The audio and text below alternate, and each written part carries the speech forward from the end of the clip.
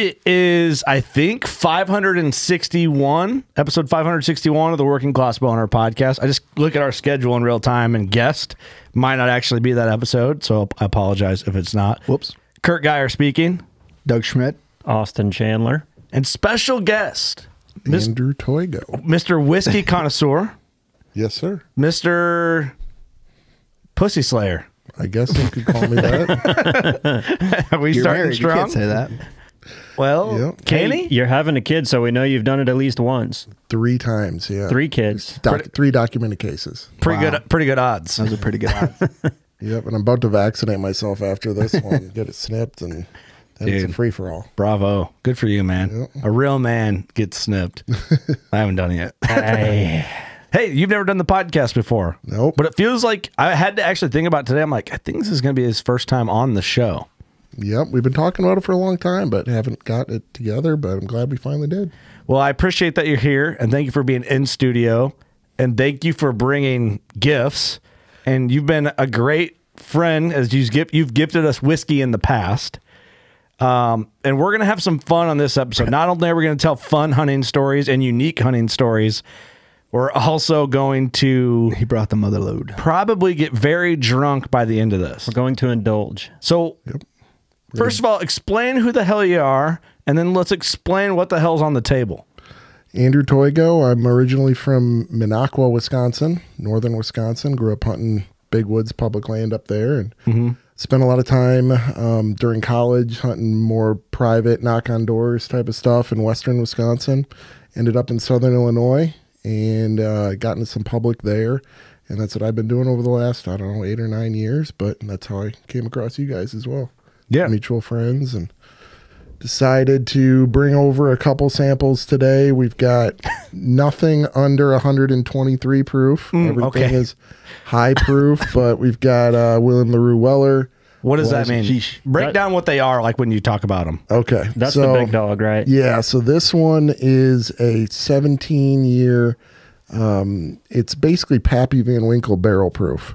Okay. It's a weeded bourbon, uncut, unfiltered, 128 proof. People argue whether Pappy 15 or Pappy 20 year is the best from a drinking standpoint, and this is kind of the sweet spot in Just between. met in the middle. Oh. Yeah, and when you get a bottle of Pappy, they cut that down and they basically blend barrels together and cut it to a certain proof that is like the release proof. Okay. So with this, you actually get the single barrel and the proof that it comes out of the barrel at. So each bottle is unique? Yep. So each Estimated. one is hand marked and unique. So How hard is that bottle to get? now it's extremely hard to get. I think resale price is about $1,600 for this bottle. You son of a bitch. Wow. Okay, that's cool. Thank you for bringing that. That's exciting. Yeah. So this is kind of the holy grail bottle. This is regularly considered bourbon of the year and by different reviewers. Okay. And then we also have a Elijah Craig private label barrel proof. That's 123 proof as well.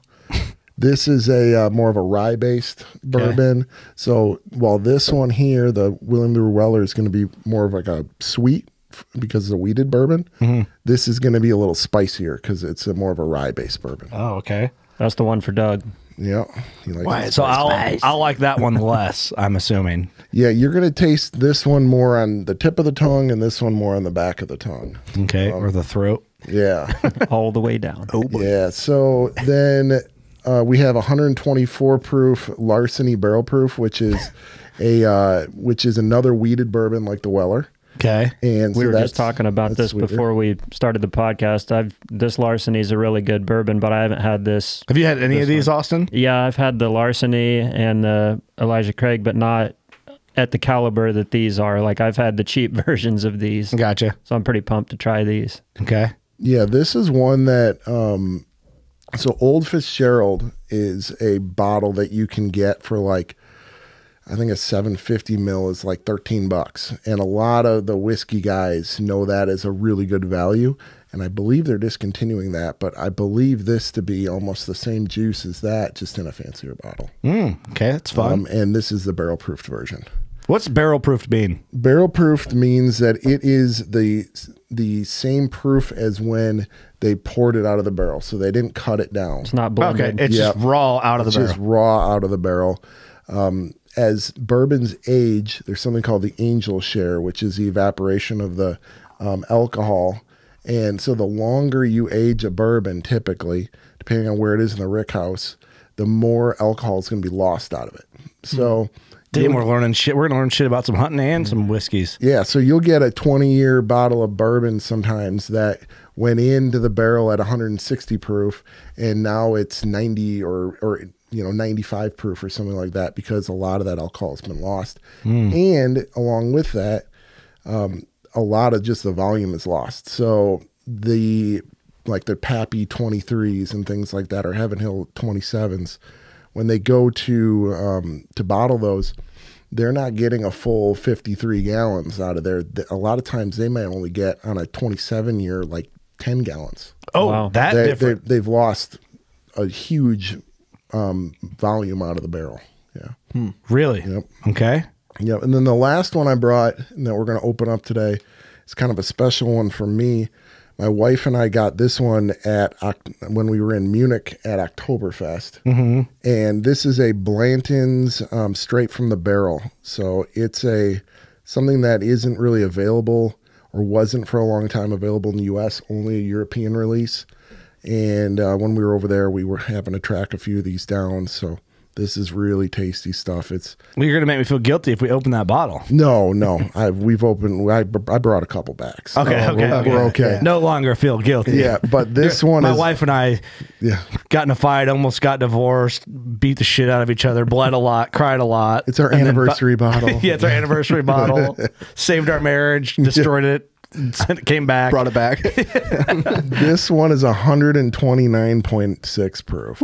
So this one is... Why? Why is it all going to be so strong? Yeah. That's good bourbon. I had a couple that were up in the mid 130s, and I decided not to bring those because those are borderline gasoline. How many bottles of whiskey you got at home?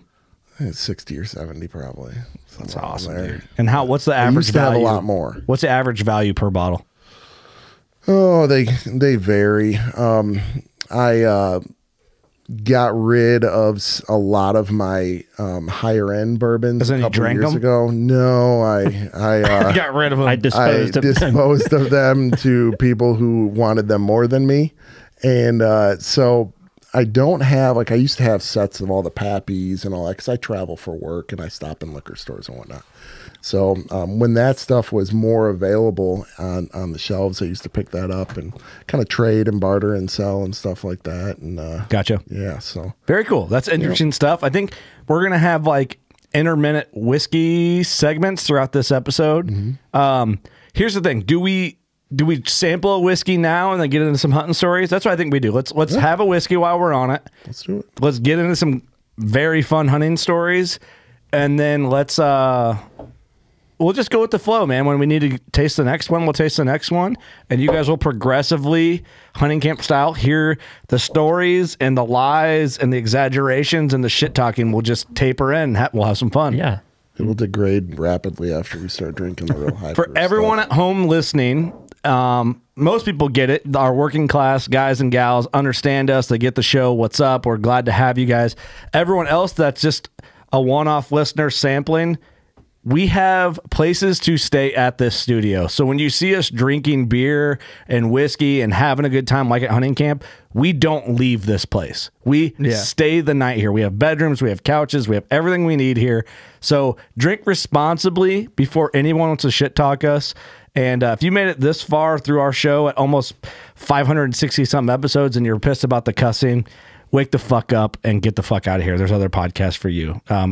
Tuck your wiener in and fucking let your wife boss you around. Move along. Kidding. But also not really kidding that much.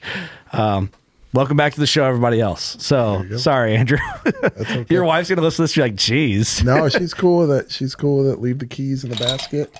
That's right. All right. So should we start with...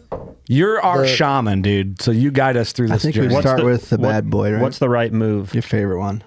I would typically taper up from kind of the least to the fanciest, Oh. but I'm kind of afraid that maybe we won't get to the last one. Yeah, I am too. let's do it. Let's I want to try the best of the best, and then I want try you to the best explain of it. the best. Okay. By the way, Andrew brought a wooden case with leather handles with glasses in it, and it's very it's actually really badass, man. I'm quite jealous. I kind of just want to have you on call to just come with me to parties. There we go. We could do that. That'd be cool. You should hire you out as like the fancy man. Come and press. Oh boy. Oh, my. That was a lot. Oh, all right. That's what we're doing. There's a lot of That's for I don't. There's a lot of ice. There's a lot of ice. Doug's like, I don't. I was just doing like a sip. There's one ice cube in it. Damn, dude. Okay, that's good. That's good. Yeah, that was. Thank you. I'm from northern Wisconsin. Dude, these glasses are the shit. What's up with the glasses? They're like oval shaped. We are attempting to video this podcast with different camera angles here. Oh, these are not. Whoa, they're oval. Dude, there's something about. All right, here's the thing. I'm new to the bourbon game. I'm new to the whiskey game. But a lot of hunters that I know are deep into it. Austin, you're into it. Ross is into it. Andrew, of course. I'm into it a little bit. This guy's into it. Well, you were my whiskey guy normally. You're now the shaman. But Chase Rawson, we FaceTimed him before Chase this. knows his stuff. Chase is a big whiskey guy. These glasses are bad. Oh, and it's even got measurements. Smells awesome. So this is what Give it a little again? smell. So this is the William LaRue Weller. So every year, this is from Buffalo Trace. Every year, Buffalo Trace releases something called their antique collection. Cameron's co-producing this episode. Would you like some, Cameron? Are you good? Okay, you sure? I'm good. Okay. Once in a lifetime. And part of their antique collection, they release the William LaRue Weller, and there's kind of a progression of Wellers. You have your Weller Special Reserve, your Antique 107, which I gave you guys Yes. a bottle of, And we back drank in it the on day. accident. The W12 or the Weller 12 year, and then the William LaRue Weller. And like I said before, this is the same bottle or the same barrel as all the Pappy Van Winkles. They just pull it out kind of in between the 15 and the 20, and they don't cut it down. So Okay. it's uncut and unfiltered. So you just sipping this. Yeah, sip it. Yep. Give it a smell. Cheers, It smells guys. like Cheers, caramel. boys. Thanks, Andrew. Thanks, buddy. Thank you, Caramel sir. explosion. Much appreciated. There you go. Cheers. Caramel explosion, huh? Cheers, buddy. Now, your first sip when you're drinking high proof bourbon is always going to just taste like alcohol. Yeah. The next one, Woo. Holy smokes, you feel that on your lips. oh yeah, That's the good stuff. Dude, I'm going to be black the fuck out by the end of this I episode. didn't expect yep. this. The finish. Well, you don't have to. But I got to say, though, I don't it wanna doesn't. waste it. It's not shocking. Well, he said the first sip tastes like alcohol. So talk us through the second sip. then so there's second something called the sip tastes like alcohol. There's something called the Kentucky Chew that you could do as well. Okay. And that's what basically you take it and you almost chew it in your mouth, and that helps it hit all the different sides of your palate. So we're gonna chew it.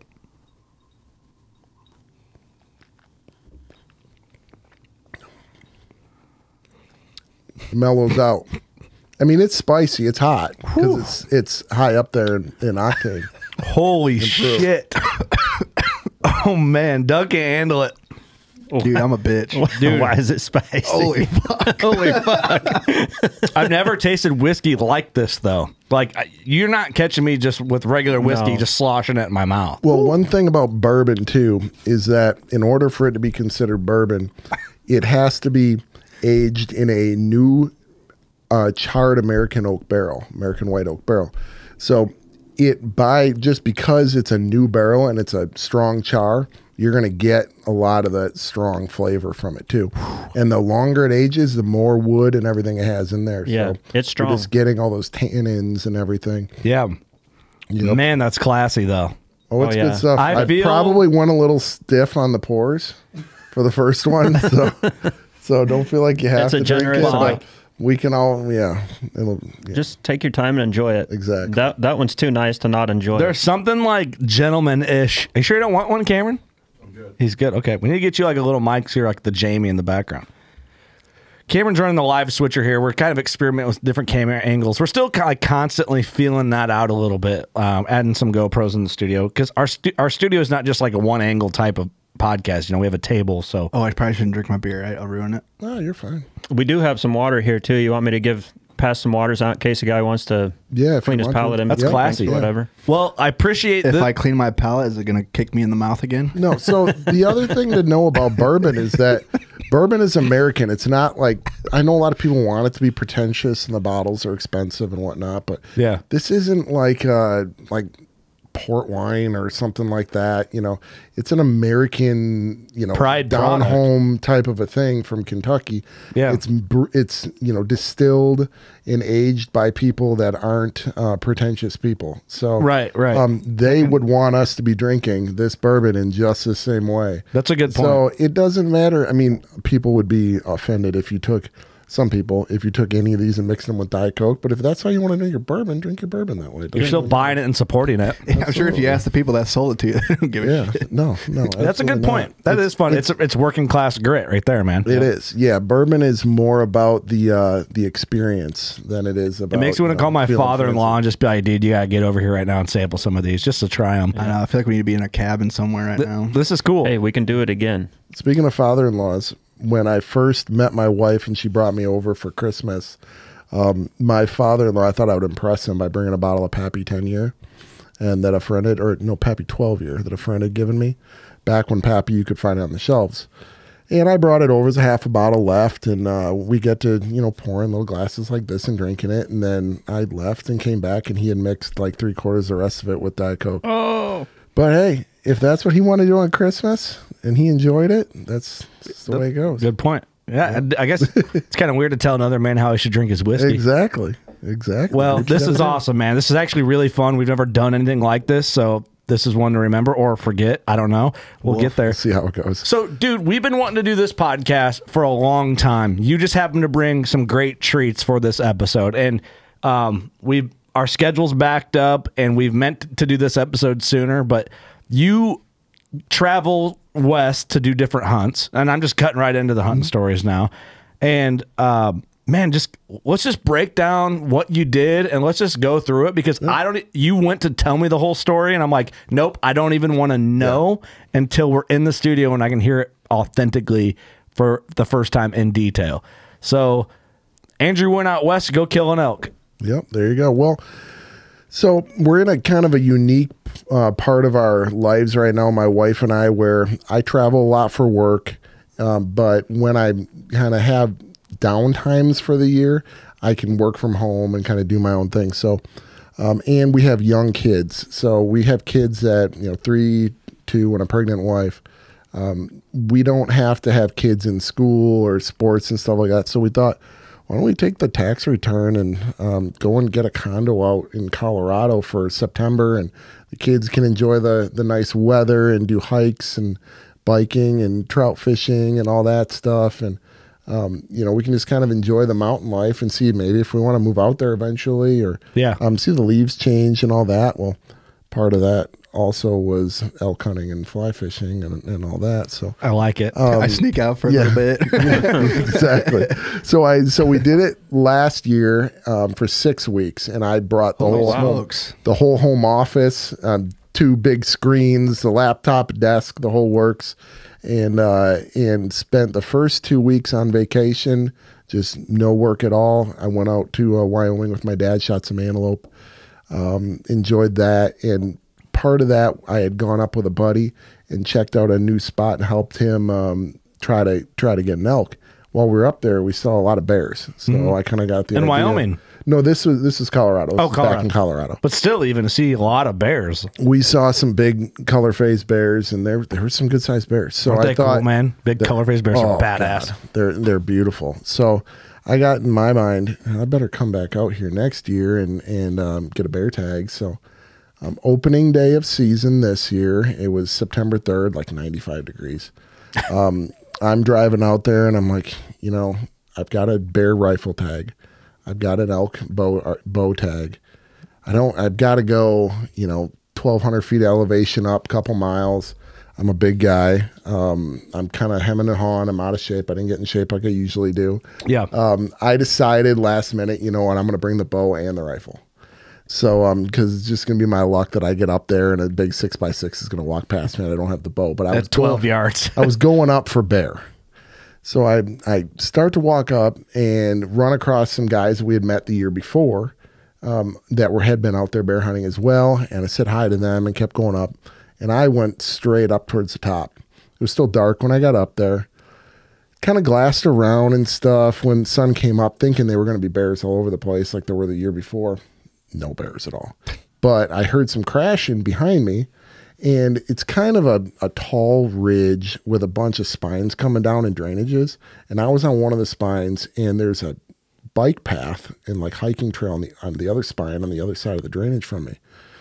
Some hippie had been out there hiking or something like that and kicked out Way up there. a whole herd. You would be amazed at where you find these people. Dude, like, way in the back. You can't get away from them No. almost. No, so... Dude, when somebody wants to smoke weed in Colorado, they go to the depths to smoke the weed. And they go out like opening day of big game season and they go for a stroll. They're like, what are all these people out here doing in Blaze Orange? It's probably by design. Yeah. So so all of a sudden, first thing I see of the trip is a big 6x6 with like 15 cows come barreling off this ridge. And I quickly pulled out my OnX and I'm like, I know exactly where they're going. I'm looking at the topos and there's a saddle over there. Mm-hmm. So I just start booking it. I got, my pack frame or my backpack. I got my rifle, my bow and everything. I'm just booking it up, trying to get to them. And I was too slow. They made it through the air. I could smell them and they had just come through. Ah. You could smell the elk. Yeah. And you can, which is something I didn't realize. Oh, yeah. It was like you smell when they were in there. It's like a sweet smell almost after. It's a very distinct smell. Such a great smell too when you're looking for them and you smell it. You're like, oh, here we go. A lot of do smell the times, same. especially if you're in like thick stuff, you'll smell them before you see them or hear them. Mm-hmm. You'll know like, oh, that they're elk here. Yeah. And then I could see where they had kind of, rustled up the sand and whatnot. So I knew I'd missed them, but they were going to this burn that was on the back side of this. And I would have had to go up like another 800 feet elevation to get over. And so I kind of slowly made my way through, and I was almost elk hunting at that point then, and didn't come into any more elk, but I started to loop back through because in the afternoon, in the evening, I wanted to be in a position that I could glass these drainages. There were like 3 drainages I could glass from this one rock outcropping. Mm-hmm. So I made my way back through, and I kind of camped out over a water hole for a little bit during the day. Like I said, it was 95 degrees, thinking that something would come up to the water hole, maybe a bear. Nothing. So I get out on this drainage or on this rock outcropping, and maybe it's like 1 o'clock or so, and I'm trying to stay in the shade because it's pretty exposed face out there. And so I'm in the shade of this big rock, and it's 20 feet across and 10 feet deep. And there's like a ledge, like a 5-foot ledge all the way around the outside of it. It's almost like a stage overlooking this big valley. And like rim rock, kind of? Yeah, and I left my phone over there. But yeah, I have photos of where everything went down. But yeah, it's like it almost looks like a loaf of sourdough bread with like a plate underneath it. Okay. And so you can walk around the plate on 3 sides. And essentially, I started on the right-hand side of this rock, and as the sun from like 1 o'clock to 3 o'clock or noon to 3 o'clock came up over, I moved with the shade and just stayed in the shade. And I got to the other side, and it was, like 2:15, 2:30, and I like kind of dozed off. I didn't see anything. It was hot. Yeah, the classic elk hunting midday nap. Nap. I'm familiar with that one. I'm doing my thing. I'm enjoying. I'm just like finally letting go from work from the last year of chaos and everything, and finally unwinding and just watching the red-tailed hawks and everything go around. And I took a little nap and woke up about a half hour later and put my eye back to my spotter and started looking around. And about a minute after that, so I'm sitting on the ground with my back to the rock, and from me to maybe the other side of Doug's shoulder, like no more than about 4 feet, this mountain lion comes around the corner, and it's on like the front rim of like that plate that I was describing almost. Yeah. It comes around the corner, and I make eye contact with it. It makes eye contact with me, and we both have this holy shit moment. Together. At 4 or 5 feet. 4 feet. Yeah. So I had a Glock 20 10 millimeter on my on my hip with the buffalo bore 230 grain solid cast for when I go like fly fishing in Sitka or Baranof Island. There's bears everywhere. Yep. So I had that, and I brought it up more or less just for moose, really, because every time I go up there, I see moose.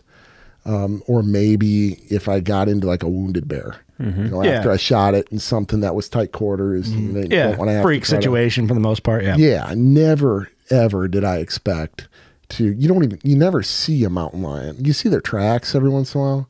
You never see them, much less face to face with one. 4 feet. Yeah. Yeah, and if you do, people, they usually just look at you and walk off from what I've heard. But this thing was so close, so fast. It didn't know I was there, and I didn't know it was there, that it was this fight or flight moment at that point for both of us. And it couldn't turn its back to me, and I couldn't turn my back to it where my rifle was on my other side. So I just pulled the pistol out and put it in its face. Well, gun's out in its face. It's only about a foot away from its face at this point. It's got its ears tucked back. It's hissing at me. I start waving my left hand and screaming, yelling at it, trying to scare it off. And it swipes at me once, this real quick swipe, and then it hisses again and lunges. Just like a fast lunge. And from the moment, this is like a 10-second thing. From the total. From the moment that I'm trained in the center of its face, to the moment that I was able to pull the trigger, it had covered enough ground that I caught it at the base of the neck. It had come up and at me so fast. I caught it at the base of its neck, and that bullet traveled like almost all the way, basically all the way through its body and out its hind end. Wow. It rolled off the back of the cliff that I was on about 15, 20 feet down and just disappeared. So at that point, I had no idea whether this thing was, if I hit it, if I didn't, if it was injured, or if it was looping back around. Yeah. So I backed out, and I'm doing 360s the whole way with my pistol out, trying to make sure this thing isn't looping back around at me. Yeah. And like to jump on your back or something. Yeah. Crazy. So I got down to a flat spot where I could see like 100 yards in any direction. And I'm just spinning, and I called, this is granted not far from some pretty famous travel or like tourist spots in this area. And I could see the downtown area of this ski town from where it was. So I got cell service. I'm like, I almost shit my pants. Oh yeah. I was going to ask how greasy your pants were. Fuck. But the old Fred Eichler saying, you couldn't get a greasy BB in my ass with a hammer. But I called my wife, and I'm like, slurring my words, like stuttering, like I just almost got attacked by a mountain did you lion. drink the Pappy Van Winkle? Yeah. Did you bring that Pappy with you? Yeah. So I called her, and I said, you got to call the DNR. I'm from northern Wisconsin. I'm going to call the DNR. So she calls, and they're like, what does DNR mean? Do not resuscitate? We don't know what DNR is. And they're like, do you need CPW? And my wife texts me back, CPW ? Yes, Colorado Parks and Wildlife. So I called it in right away. They the CPW officer called me back, and he said, well, is it dead? I don't know. He said, you should go up and see if it's dead, and if it is, bring it back. So I went back up there very slowly. Yeah. And like, no, bitch, you come out and fight. I thought they were going to say, like, stop there, we're going to come to you. That's what I would think too. And they're like, nah, bring it in and we'll put it in the freezer. So they said that that the mountain lion meat is the best meat on the mountain. It's very good. They said it tastes like a real fine pork. Yeah, agree. Something. Yeah, so it's a white. at that point, I was all excited. I'm like, oh, I get to try this stuff now. Yeah. Well, so I went back up there, found the cat, climbed down, loaded it on my... How far did the lion... Like, how hard did you have to look? Or like, what was that? It just rolled right off the rock and flopped down into the rocks below, like 15, 20 feet. So I had to climb down the rocks. And I don't really know which way it came up to me. It either came around one side, and at which point it would have stepped over my bow, which I think is probably unlikely, or it came from the rocks below and jumped up and just ran into you. And came around the corner to sit in the shade, and ran into me. So I went down there, loaded on my pack. It was way heavier than I thought it was going to be. And it's just kind of dead weight at that point. There's no rigor mortis or anything. And they don't have big, long bones like an ungulate, you know, like a deer or an elk. They're very flexible. Yeah, they're just limp. They're very flexible. So I got it loaded on, climbed back up, got my bow, my other gear, got it together, and started heading down.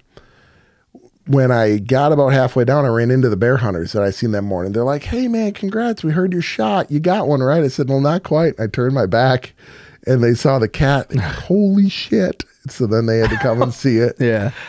Tails dragging on the ground the whole way.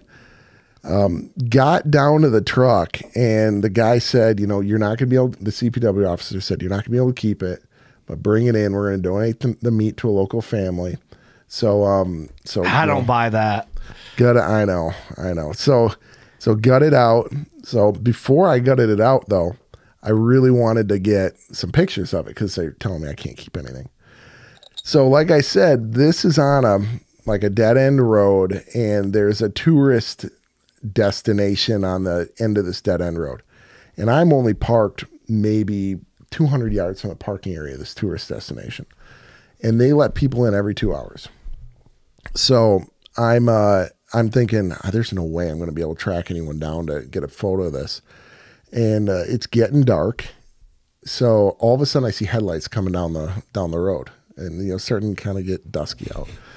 So this is the funniest part of this whole story. I try to flag these people down, and granted, I'm a 270-pound man in full camo with a pistol on my hip, covered in and blood. blood-covered hands on a gravel road in the middle of nowhere. And you reek like bourbon. And I'm I'm standing in the middle of the road trying to flag these people down. So I get them to stop. They're in like a Hyundai Sonata. Oh boy! And it's two men, hacky sacks on the dash. They were like 70-year-old men in the front and two like 70-year-old women in the back. And I said, "Hey, I know this looks really weird, but I just got attacked by a mountain lion. I had to shoot it. Can you take a picture of me with this thing?" And the wives in the back are like, "No, go drive." They think I'm gonna like axe murder them, Right? Yeah, down this road. Yeah, so. Gabby Petito style. Yeah, exactly. So R.I.P. the Gabby. guys looked at me like, questioning the whole scenario, and then I went over and picked up the cat. Well, yeah, who wouldn't? And they jumped out of the car. They're like, "Holy shit, this is awesome!" And they jumped out and they took pictures. Oh, the that's wives would awesome. not get out of the car. They would not get out. No, yeah, They think it's like a fake cat or something like that. I don't know. yeah, you're just plotting them It's a up for a brutal prop. murder. It's a prop. Get back in the car. It's your pet cat playing dead until they get out. Exactly. Yeah.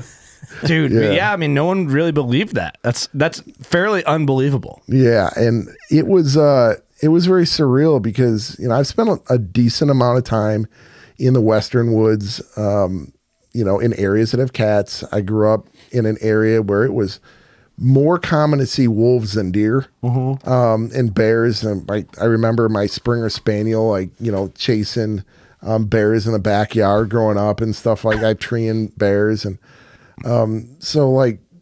predators just seem like something that is out there, but it's just not anything to worry about. Yeah, for sure. And certainly mountain lions, they're so elusive. Yeah. I talked to the police officer that met me at the CPW office, and he said, "I've been here my whole life. I've never seen one."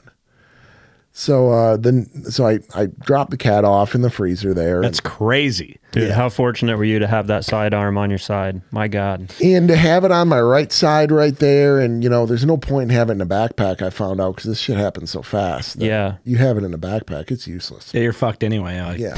Give me a you're minute. Hold on. Fight fair, bitch. I know you're pissed. You pussy. I'm going to beat your ass. Yeah. Yeah, I was not fighting fair. I was fighting dirty. Yeah. Oh my! You got attacked by a mountain lion, dude. You got attacked by a mountain lion. Now, the difference in like getting hurt attacked is you didn't have that gun. Yeah. What if you were still sleeping? Yeah. Well, that was Probably one just thing walked that, over you. You never would have known it. Maybe not. I'm sorry. Bourbon too strong? No. He's not used to it. Yeah, man. Who brought this stuff? I keep trying to sip it, and it's like I'm just not used to it. Like I appreciate it, but Yeah. it's That's a lot. It makes my face hot. It's strong. It makes it'll make everybody's face hot. Makes my tummy warm. Unique. But yeah, the whole scenario was pretty surreal, and yeah, I wonder if I had been sleeping, what would have happened. So what if I just took a nap with you? Would have licked your face, dude. You just wake up. You wake up, he's spooning with you. yeah, yeah. I kind of wish that maybe I'd gotten a little nibble on the toe or something like that. As Scratch or I something. don't think I would wish that. Yeah, No. as a What like as the a three souvenir. with the claw marks on your face? Like Yeah, there you badass. go. Yeah. I just try to put myself in that situation. Like, you were a lot more patient than I would have been. As soon as I would have got my gun drawn, I would have capped that thing. There's no way in hell I would have been waving my hands or trying to say anything. I would have pistol whipped it first. Yeah, I think though. I mean, I don't know if you can attest to this. In my head, because I always think about, like, if you got caught in a freak deal, you think you would act a certain way. But I think, like, you act as rationally as possible until your body's like, yep, no more. This is ending. So Instincts take over. Yeah, a cat at 4 foot, my body would have already been at, yeah, no more. It was very instinctual when it happened. It was just like, okay. Well, it was only 10 seconds, you said. It wasn't like it was a minute. It was a very, like, calm, instinctual thing when it was happening. It was afterwards when I realized kind of what just happened, that it's almost like your body's way of protecting you and allowing you to take care of shit when you need to take care of shit.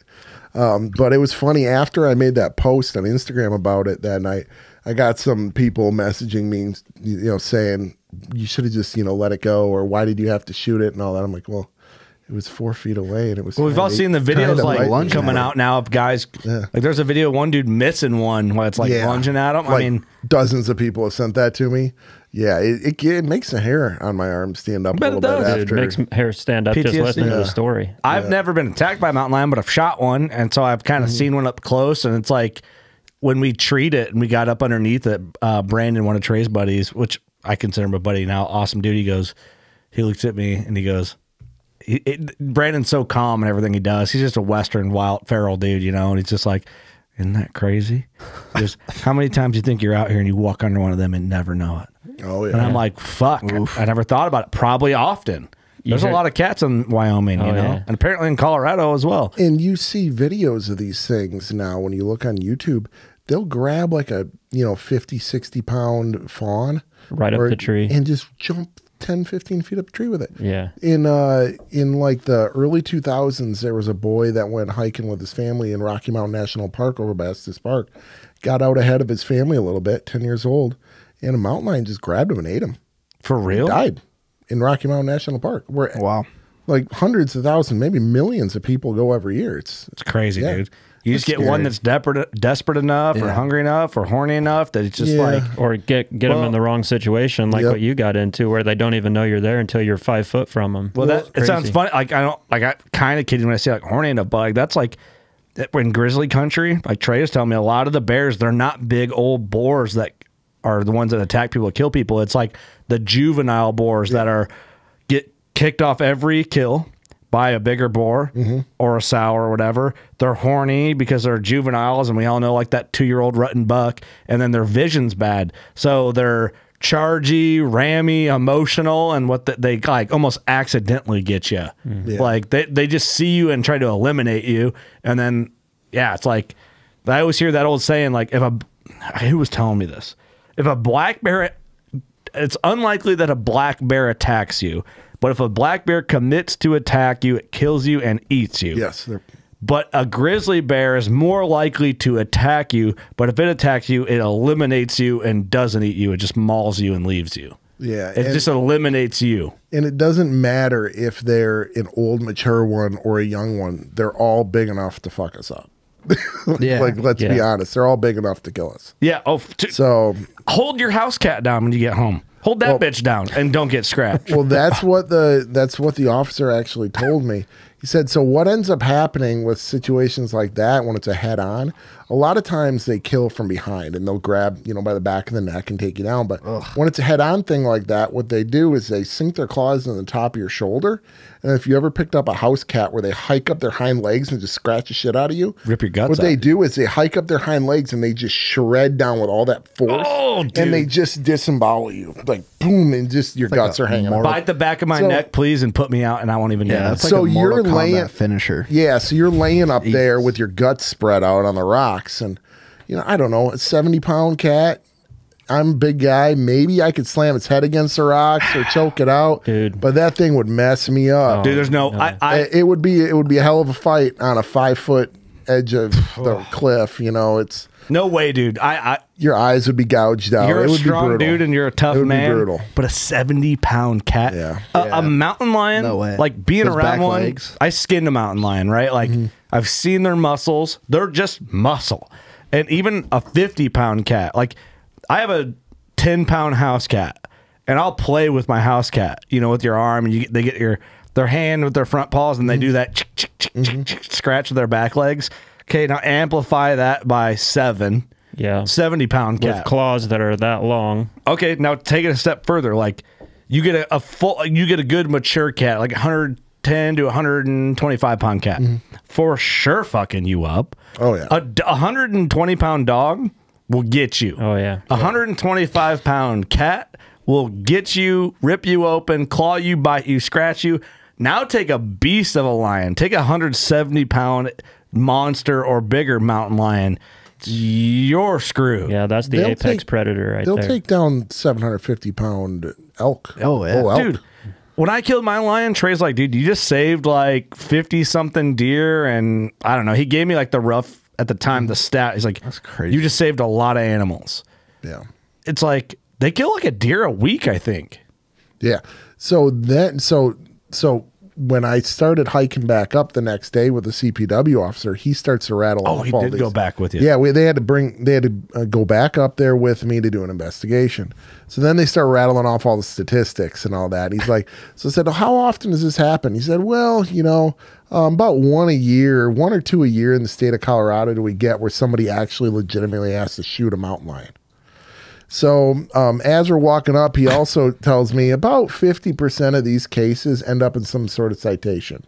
So I'm thinking, so I'm walking up here to get a citation. Shit, yeah. He's like, but I do really appreciate you calling it in, because most of the time when this happens, people just, stuff them in a rock somewhere and go on with their hunt. But I hiked this guy back up there. It was 1,100 feet elevation, 1.5 miles in. It was hot. We're trudging up there. Other guys are hunting, so we're going in the middle of the day, trying not to ruin their hunt. Got up there, and I kind of reenacted what happened originally. And then he tells me, well, I need you to go stand back over here, and I got to do some stuff.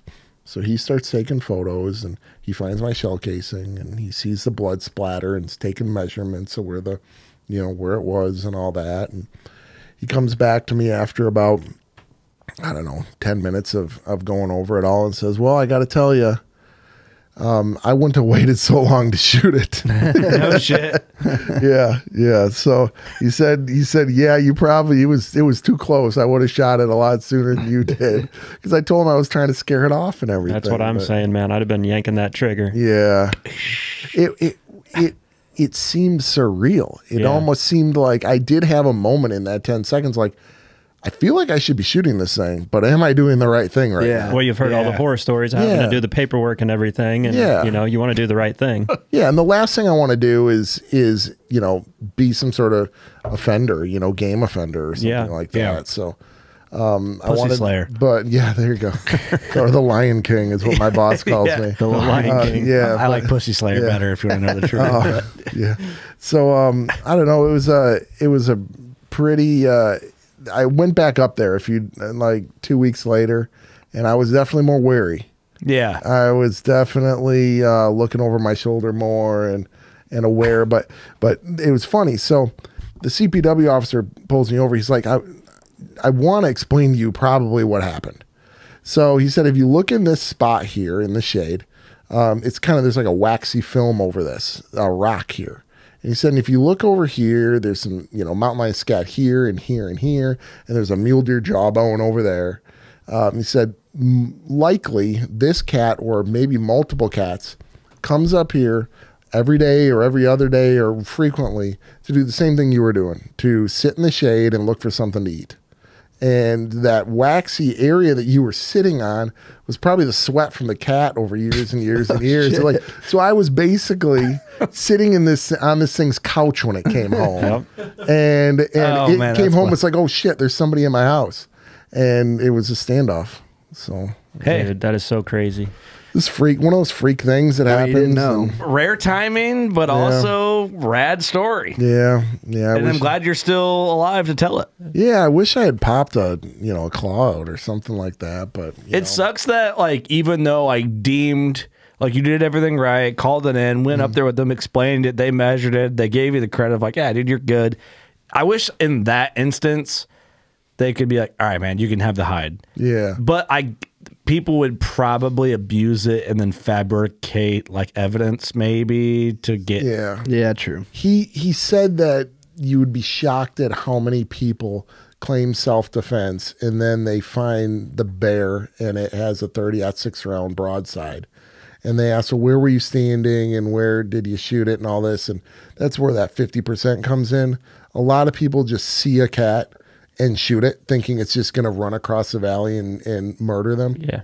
Or people, see a black bear, 150 yards away and think, I don't have a tag, but it would be really cool to have this thing. I'll shoot it and claim self-defense. We've all seen South Park. It's heading right for me. Yeah, it's heading straight for us. It's heading right for us. Yeah. Yeah. So he said that that happens a lot more frequently than you would think. So they no longer allow people to keep them. I get that. Makes sense. Brandon told me a sow black bear charged him and a bow hunter. Didn't think she was going to charge, but she did. She committed. Oh, boy. And I think the hunter, because he was a guide, oh man, I would love to have him on to tell the story. I remember he told it in bear camp once, but he also told it when I was out there to kill my mule deer. He told me again.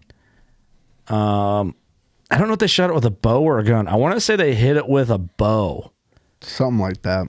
And it was reacting, and the dude hit it with a bow, and then anyway, they had to call conservation officer. I think the guy actually had. Oh, son of a bitch. I can't remember. I think the guy had a bear tag during elk season, which there's a spring and fall bear season, but I can't remember if it was during bear season or not. But either way, the CPOs or whatever they are in Wyoming confiscated the bear, but they basically gave the credit, no, you guys were fine. It was indeed self-defense or whatever you want to call it.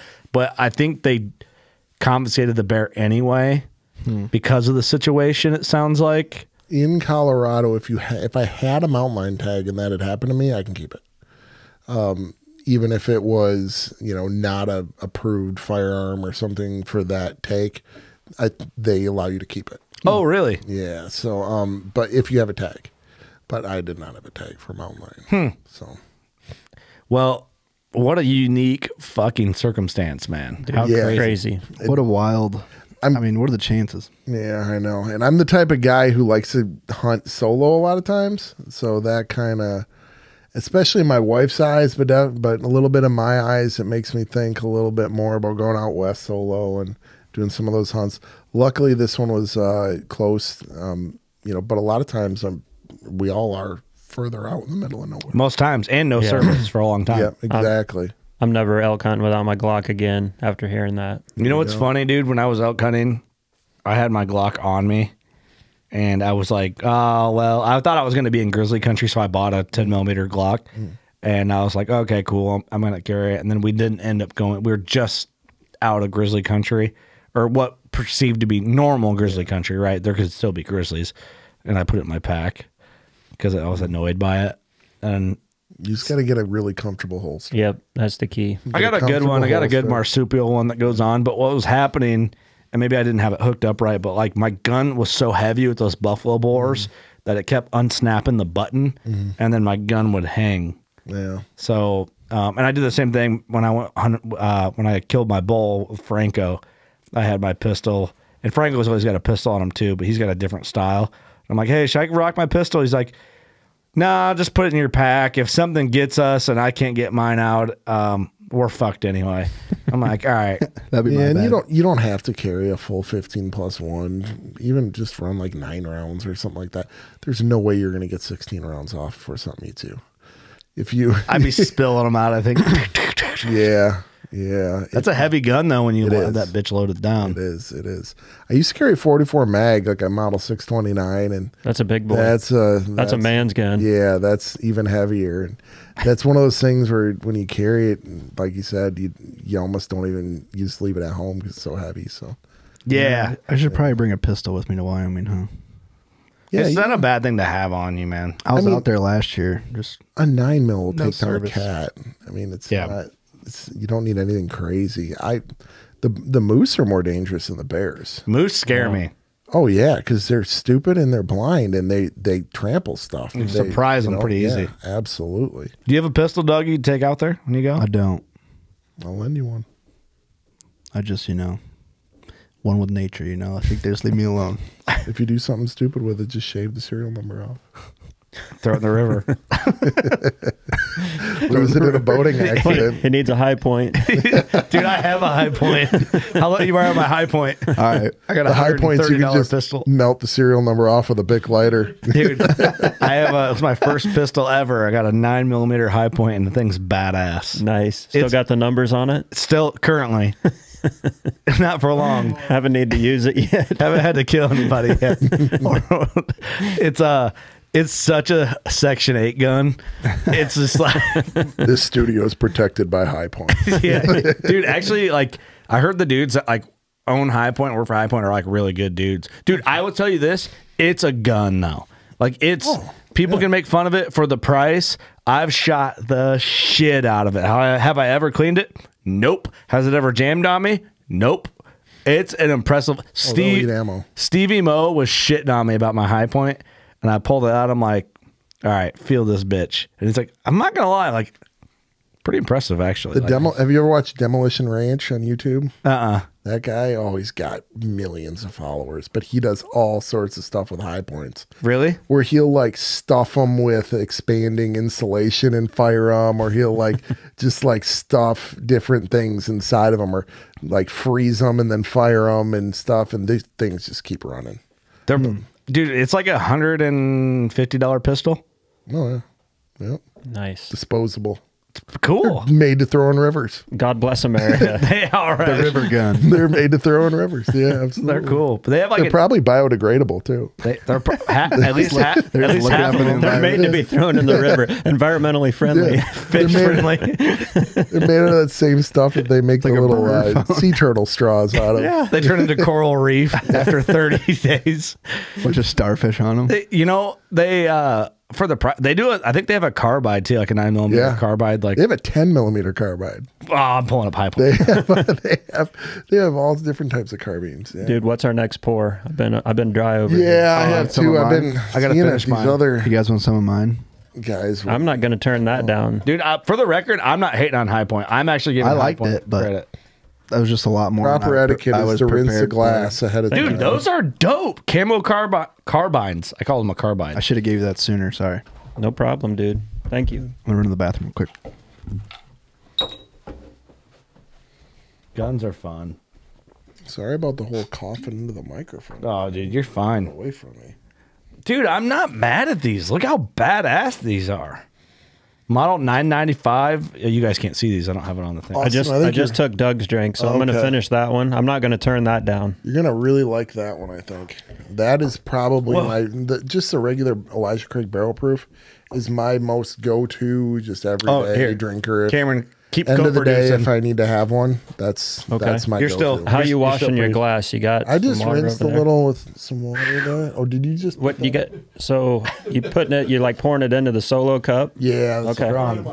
Dude, look how badass that is. Oh yeah. That is sick. How much you think that is? No more than $300, I wouldn't think. The ammo you put into it, the ammo you shoot in like 20 minutes will be worth more than that. In this society, you can't buy a Nerf gun for that kind of money. Come on. Did you see? They have a 10 mil, right? Well, hold on. I'm still looking. Hold on. Handguns. Yeah, right there. JXP10. Yeah. So if you, well, the slide almost looks like a SIG. The grip is just what looks wonky on it. Oh yeah, the whole thing. I'm in.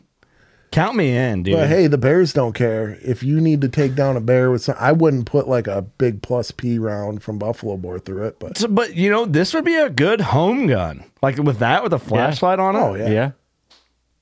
absolutely. I'm not mad at them, dude. Might have to get one. People that hate are just the same dudes that are fucking hating on you and how you mix your whiskey. Yeah, the cops are going to judge you a little bit when they come to confiscate it after you shot them. Yeah, they'll never find it though. You know what I'm saying? High Point, really?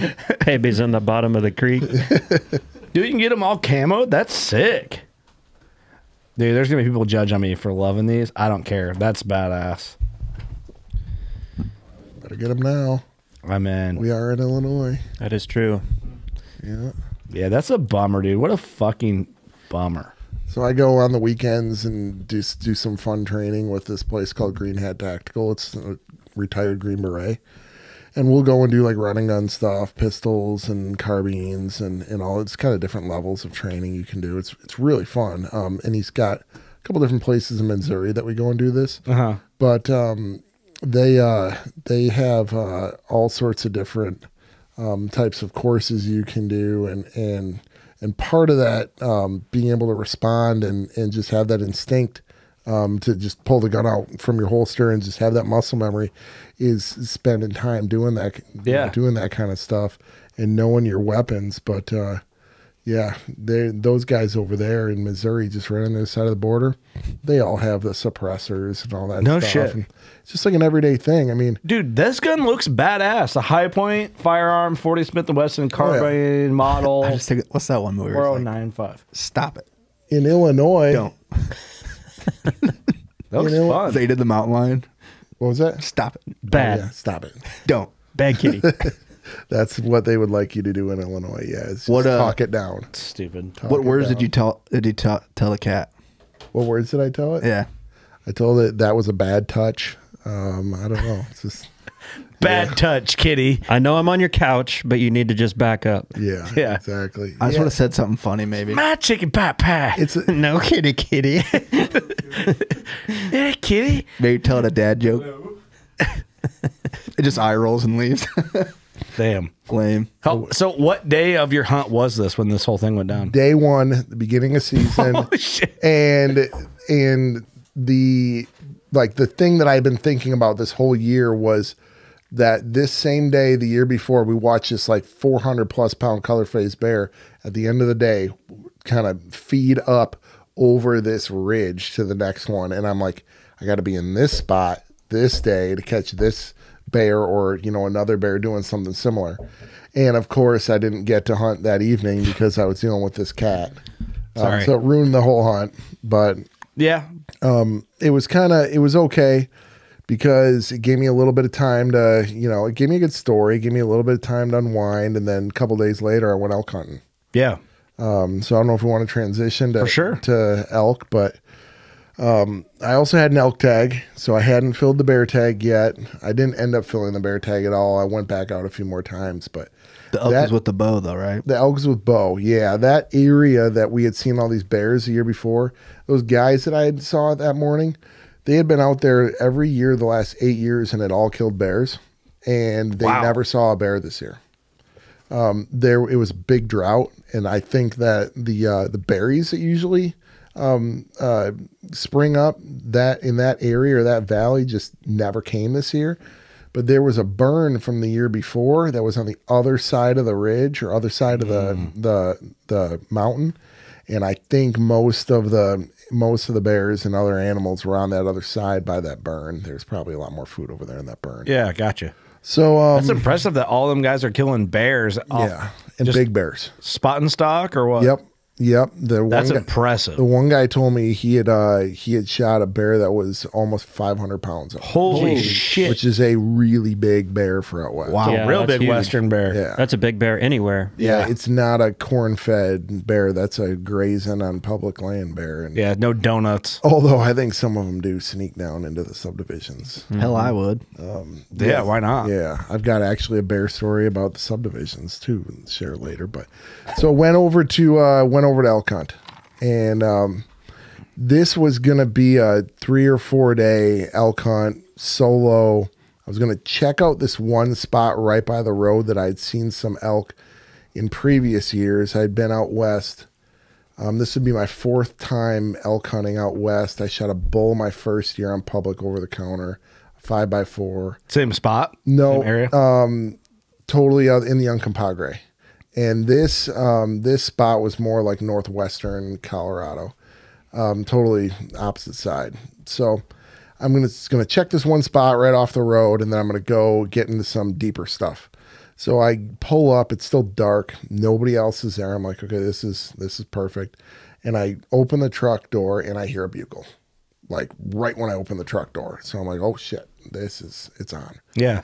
So I put on my stuff, and I actually put on wading boots, like for fly fishing, like wading boots, and because in the 90s, and there's a river here, and I have to cross back and forth the river and whatnot. So I get my bugle tube, I get the rest of my stuff, and I head down. And as the sun comes up, I see a bunch of cows off to one side. And so I head that way, and I try to get into some. I was going to shoot anything. I was just trying to get some elk meat, really. I would have shot a cow too. Could not get into them. They were kind of half on public, half off, crossing back and forth to the river. I just couldn't make it happen. But I kept hearing bugling from that side that kind of died off, and then bugling from the other side. So I looped around, and I saw tines coming over the tops of these willow trees. And this elk, it was a lone, what I thought was a 6x6 on the other side of the river with some cows. There were 3 cows.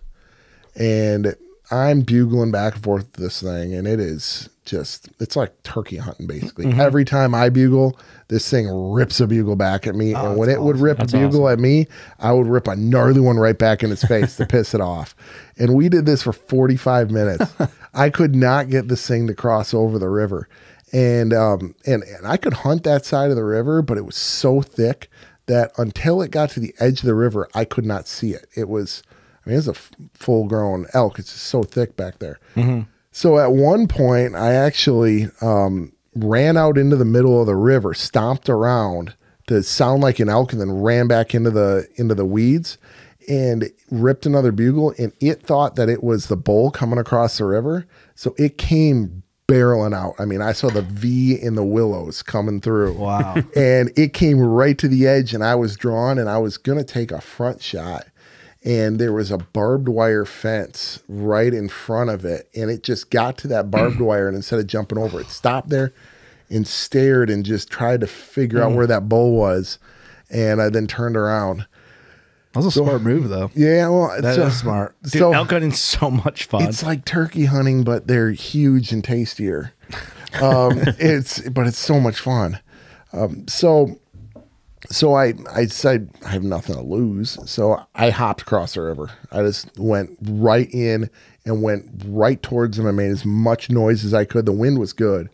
It was basically no wind at all, and the thermals were just rising. I kept hitting my puffer, and it was just going straight up. So I'm like, I'm good. Mm-hmm.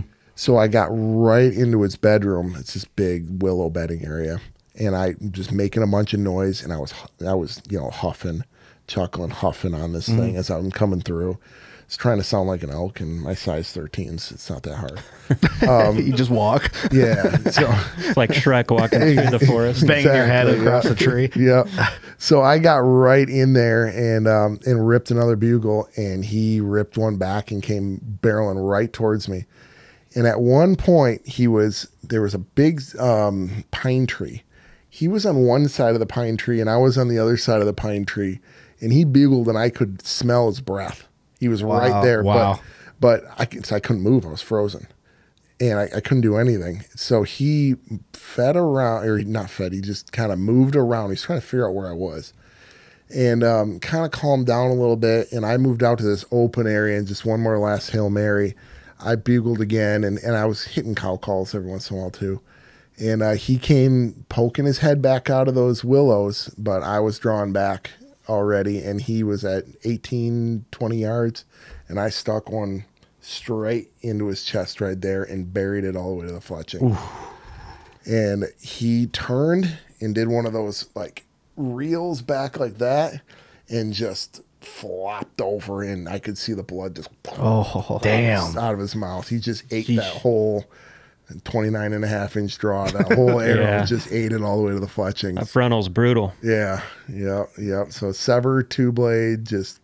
Congratulations. What a season, dude. What That a was couple fun. of days, huh? Yep. You're like the cat and the elk whisperer getting within like 10 feet of them both. I'll tell you what, for a Midwest boy from northern Wisconsin, that elk hunting, especially when they're bugling like that was the first time I really got into them bugling.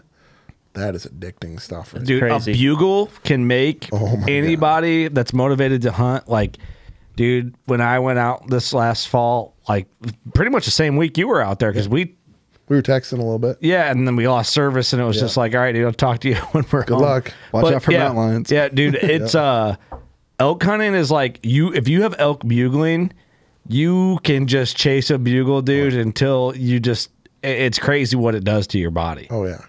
And you can get out there doing that stuff, and even if you're not in shape or whatever, the adrenaline starts going, and all of a sudden you've been elk hunting for 6 days and you've lost 14 pounds, and You're not ready to go home. Yeah, and you're not ready to go home. But there are times on an elk hunt where when you don't hear anything or don't see anything, and you've been doing 10, 12-mile days at high elevation, that you start to think, what the hell am I doing up here? You got to be smart with like some cheese curds. So if you're hearing a bugle, you want to just dive over every hill straight beeline to it, but you almost have to like, dude, I got to be straight up, like, and it's no secret. Hunting with Devin and Trey and Braden and Franco and learning from Western type guys that grew up in this terrain and know how to navigate the terrain and grew up hearing bugles and grew up spot and stalk on elk and bear and mule deer. Hunting with them guys has shaved my learning curve down by so much that I feel pretty confident that like I could go with a buddy who's never been and be a pretty good mentor to them. Now I'm a rookie compared to Devin and Trey and Braden and Franco and some of these guys that I look up to as Western studs. But I think I've learned so much and spending so much time with them that I can be effective now. Like there's just something in that valley, and you're solo doing They're this like shit. a cheat code, you know. Having somebody like that is like having that N64 GoldenEye cheat code. It really, honestly, Up, down, is. left, right, A, B. It is, and I recommend anyone like that's scared to go, because going out west for a Midwestern guy for a lot of dudes is scary. But it's scary coming to the Midwest for the Western guys too. Like Trey Devin came over, and Marcus, shot a big 12. Fuck, he shot a 160-inch buck. Yeah. Marcus came first out. night. Devin came out. But he wasn't going to do that if he didn't know you and Judd and and those guys. So you're like that same person for them in the Midwest. Midwestern shaman, Western it's shaman. different. But that's what I was It's getting different. to. Find a connection. Find a Western guy that knows what he's doing. And I think the key is finding experienced hunters in their own craft. Like, we're all experienced Midwestern hunters. They're experienced Western hunters.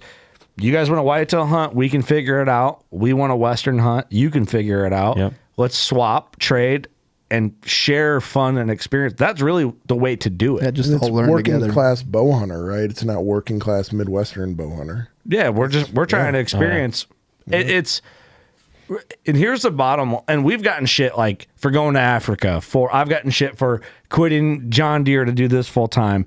It's accomplishing things that don't seem like it's easy to accomplish. That's what you strive for. Like you want to kill an elk, bow, gun, whatever you want to kill it with. You can't do it if you don't go where elk live. Now, it might be scary and maybe a little expensive and maybe a little uncomfortable meeting up with someone you don't really know that well. To go. First time I ever went elk hunting, I met with Buckstorm from South Dakota. They met me and my dad out in Colorado in 2018. I didn't know them just from talking on the phone. I've never met them in person. We met on the mountain. That's awesome. I consider Jeremy, Travis, and Austin some of my best friends because of it, though. Yep. So, could they have been serial killers? Yeah, for sure. Would have been worth it. Thank God they weren't. And think about the resources chance. we have now. I mean, if you had tried to plan a Western hunt 15 years ago or even 10 years ago without all of the different, internet and social media things and connections we have, it would have been a lot more daunting of a task. And without Onyx maps and without the mapping services, Scary. like Deercast and things like that. That was my first bow hunt. I dove right into elk before I'd ever whitetail hunted. Really? Yeah. So crazy. It was wild. He's just full of surprises, isn't Well, he? my dad, I Lord just got, works in mysterious ways. my dad pulled me out of high school. I was in high school. I was just a freshman. I was in school for like 5 days, and he pulled me out, and we went out and elk hunted for like 12 days in Utah. So it's easy to see how I got bit by the bug. I mean, I'd never got up in a tree stand before, and I'm out in the mountains of Utah chasing elk around. So it was wild. It is. It's pretty badass. Yep. It's addicting too. Once you get out there and just everything seems a little bit more slow paced and you're more disconnected. You know, just about anywhere we are here, we're within, 15 minutes of a Casey's Pizza. Yeah. And out there, I mean, you can really get into some big country. Yeah, never seeing the mountains before and going out and having a bow in your hand, walking around the mountains. Yep. It was surreal. Yeah. Oh, yeah. And things change so fast out there. You can. And it's so quiet. Oh, yeah. You could be dry and not have seen an elk in 3 days, and all of a sudden a herd of elk runs through, and everything just, your whole world implodes, and you got to figure out how to get on them. It's just, it's the unknown of it all that's really exciting. It's Have you ever talked to Devin Leonard? I have not. The dude's energy is like something I strive to like have in my life. That's why I love hanging out with him. And I'll ask him like, "Hey, what's your favorite thing to hunt?" Yeah.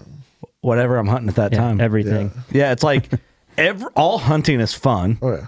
One, it's like I admire the solo hunting, but I really have no interest in that. Like, and I get some guys like it. Now, whitetail hunting in the Midwest, I like to go by myself, but I like to come back to buddies. Yeah. Out west, I want to I think making the game plans and scenarios and speculation and all that is fun to me. I like the solo thing. Clint loves the solo thing. You said you like it. I think it'd be cool for a couple of days and I would dig it, but I just like hanging out with Devin's my Western hunting buddy. Like him and I have this thing when we get together, shit dies.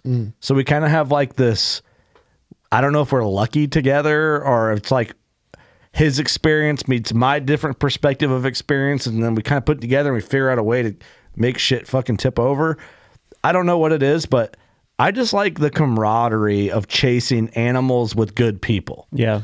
And the whole deer camp thing is kind of started to die, I feel, a little bit. But you guys are bringing it back, with this place here.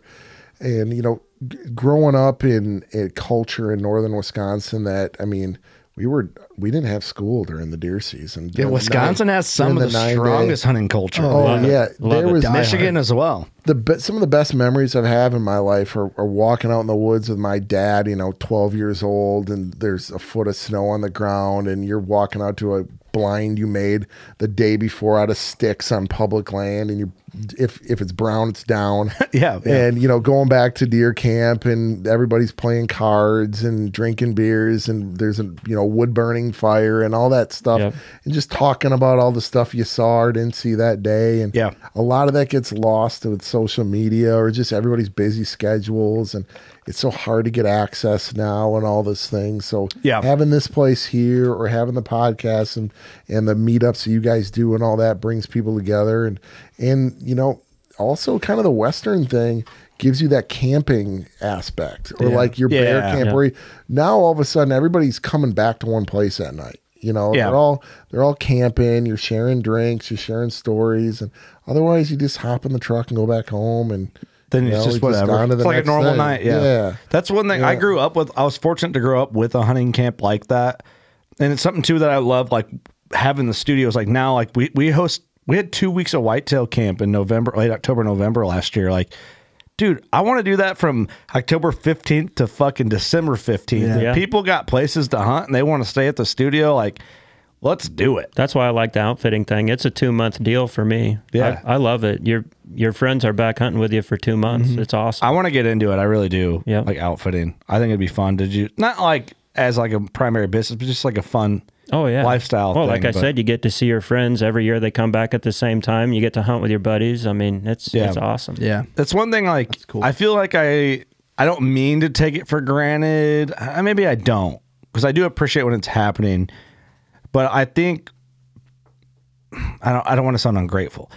I've designed, and we all have, our lives are all designed around hunting to the point where we structured it from our young age to have hunting involved in our lives at some point. Now, to what level was it a part of our lives?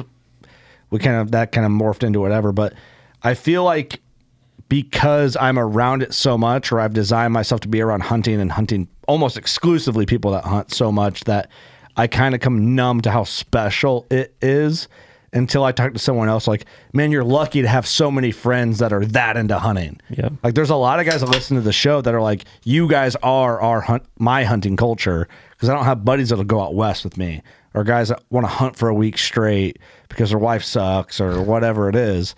Which means a lot. I mean, when you hear someone say that, like that's the biggest compliment of all time. But should we try another whiskey? Yeah, I think we should. I just because how finished many that shows have Can't been at? afford And not there's to. like I feel like I know you guys already. Oh yeah. That's the biggest compliment I Yeah. think that we can get as a for brand. sure. You know what I mean? Well, you guys are authentic too. You know, you have a lot of Yeah, but a lot of people with shows that you don't feel like you know them because you see who they are in the show, and then when you meet them in person, that's not the same person. yeah, I get that, but and that's Yeah, also we're way too. It's cooler. like we'll get negative reviews. Like Austin, you said you were reading some of our podcast reviews. Yeah, it's kind of funny to go back and read through some of the reviews. Yeah, most of them are almost all of them are great and positive. 5 or 6 bad ones out of the 300 or 400 that were on there. And that's probably just on Spotify, the ones you're looking at. Yeah, I think it was. So it's like someone commented on our YouTube, and I get what they're saying, but they're like, you guys shouldn't cuss, so you can be a role model to the younger generation. And my look is like, hey, look, Not the same thing your dad hasn't said in front of you. That's a good point too, but also, and I don't want to be like, I don't want to be a role model. That's not true. Like, I would love to be a role model, but also it's follow my like, life. maybe we're not the people to just be that typical role model, because it's like, there's a ton of people that can be role models. Yeah. We're just being who we are. We're being as authentic as we can. Now, if someone's like, for the Deercast series, we don't cuss. We do drink on it, but we don't cuss for that. Like, that's a great alternative. But to be like, don't be who you are on your own show for the kids, I get it, but also like, Well, wait till the kids are 15 or 16 and then they can start For me, listening to us. like, How about The that? tiniest. I cuss That's more when I was tiny. 15. That was not. So do you want me to rinse this or do something with this? Yeah, you can rinse it out a little. Damn What do you do with the rinse water? Damn it, Just drink it? Right here. That red Solo cup. Throw it in that. Okay, this is new. Dude, that whiskey, I'm not going to lie, it's got my face hot. Yeah. And All right, what are we pouring? I got my glass right here. This is it's dumped on 3/21/18 from barrel number 19 in Warehouse H on Rick number 40. ooh, we got Warehouse H. It's a Blanton's single barrel straight from the barrel. 129.6 proof. This is the hot one. What was the other one? 123. I feel drunk from that little bit. It might have just This been, is That's a Pope This and will Young. put hair That's in a your Pope chest. and Young. This is the booner right here. I guess everything I'm sipping has booze in it. I'm like, oh, let me chase it with this. Oh, there's booze in it. Oh, wait a minute. There's whoops. rum. Let me chase that with a beer. Oh, wait a minute. Hey, pour me some of that cheap shit. I'm gonna get you an ice cube too. Yeah. Yeah, I'd I love told you one. to give me a little bit. Just one Another ice cube, cube. please. I'm texting my father-in-law. I'm just gonna be like, hey, what are you doing? We need a ride. Yeah, we need a ride. Hey, Mom, can you go pick me up? The other guy with the mustache got me drunk. Again. Again. You got to love Last- Blanton's. Oh yeah, it's good stuff. And this is unique. So Elmer T. Lee was the first one that actually came up with the single barrel idea. How do you know all this?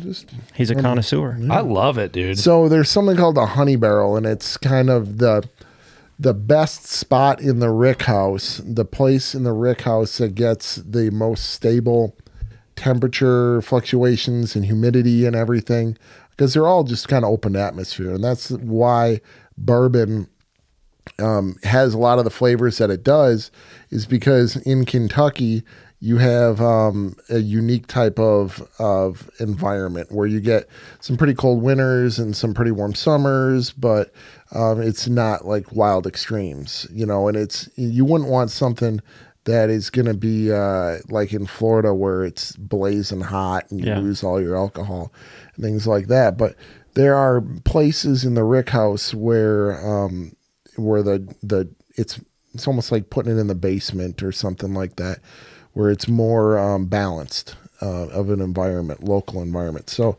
the honey barrels, that over time, the brewmasters or the master distillers figure out where the best flavors come from, and they pull those barrels out, and they sample them and whatnot, but they pull those barrels out and they pull them out for a single barrel. So Elmer T. Lee back in the day was trying to figure out a way to differentiate his bourbon, and decided we're going to pull out a couple of these really awesome barrels that we sampled the other day, and we're just going to put them straight into a bottle and sell them. One barrel. One barrel. So single barrel. So that's where the whole idea of a single barrel came from. And that's where you get the Blantons or the Elmer T. Lee or Henry McKenna single barrel bottled in bond 10-year and things like that come from, and the idea of having a single barrel pour. Before that, just about all bourbon was blended. So they would take a bunch of different barrels, blend it all together, cut it down to whatever proof they wanted to sell it at, and bottle it and ship it out. So you got a lot of 90 proof or 85 proof, just kind of bland, cut it with deionized water and let it rip. Yep.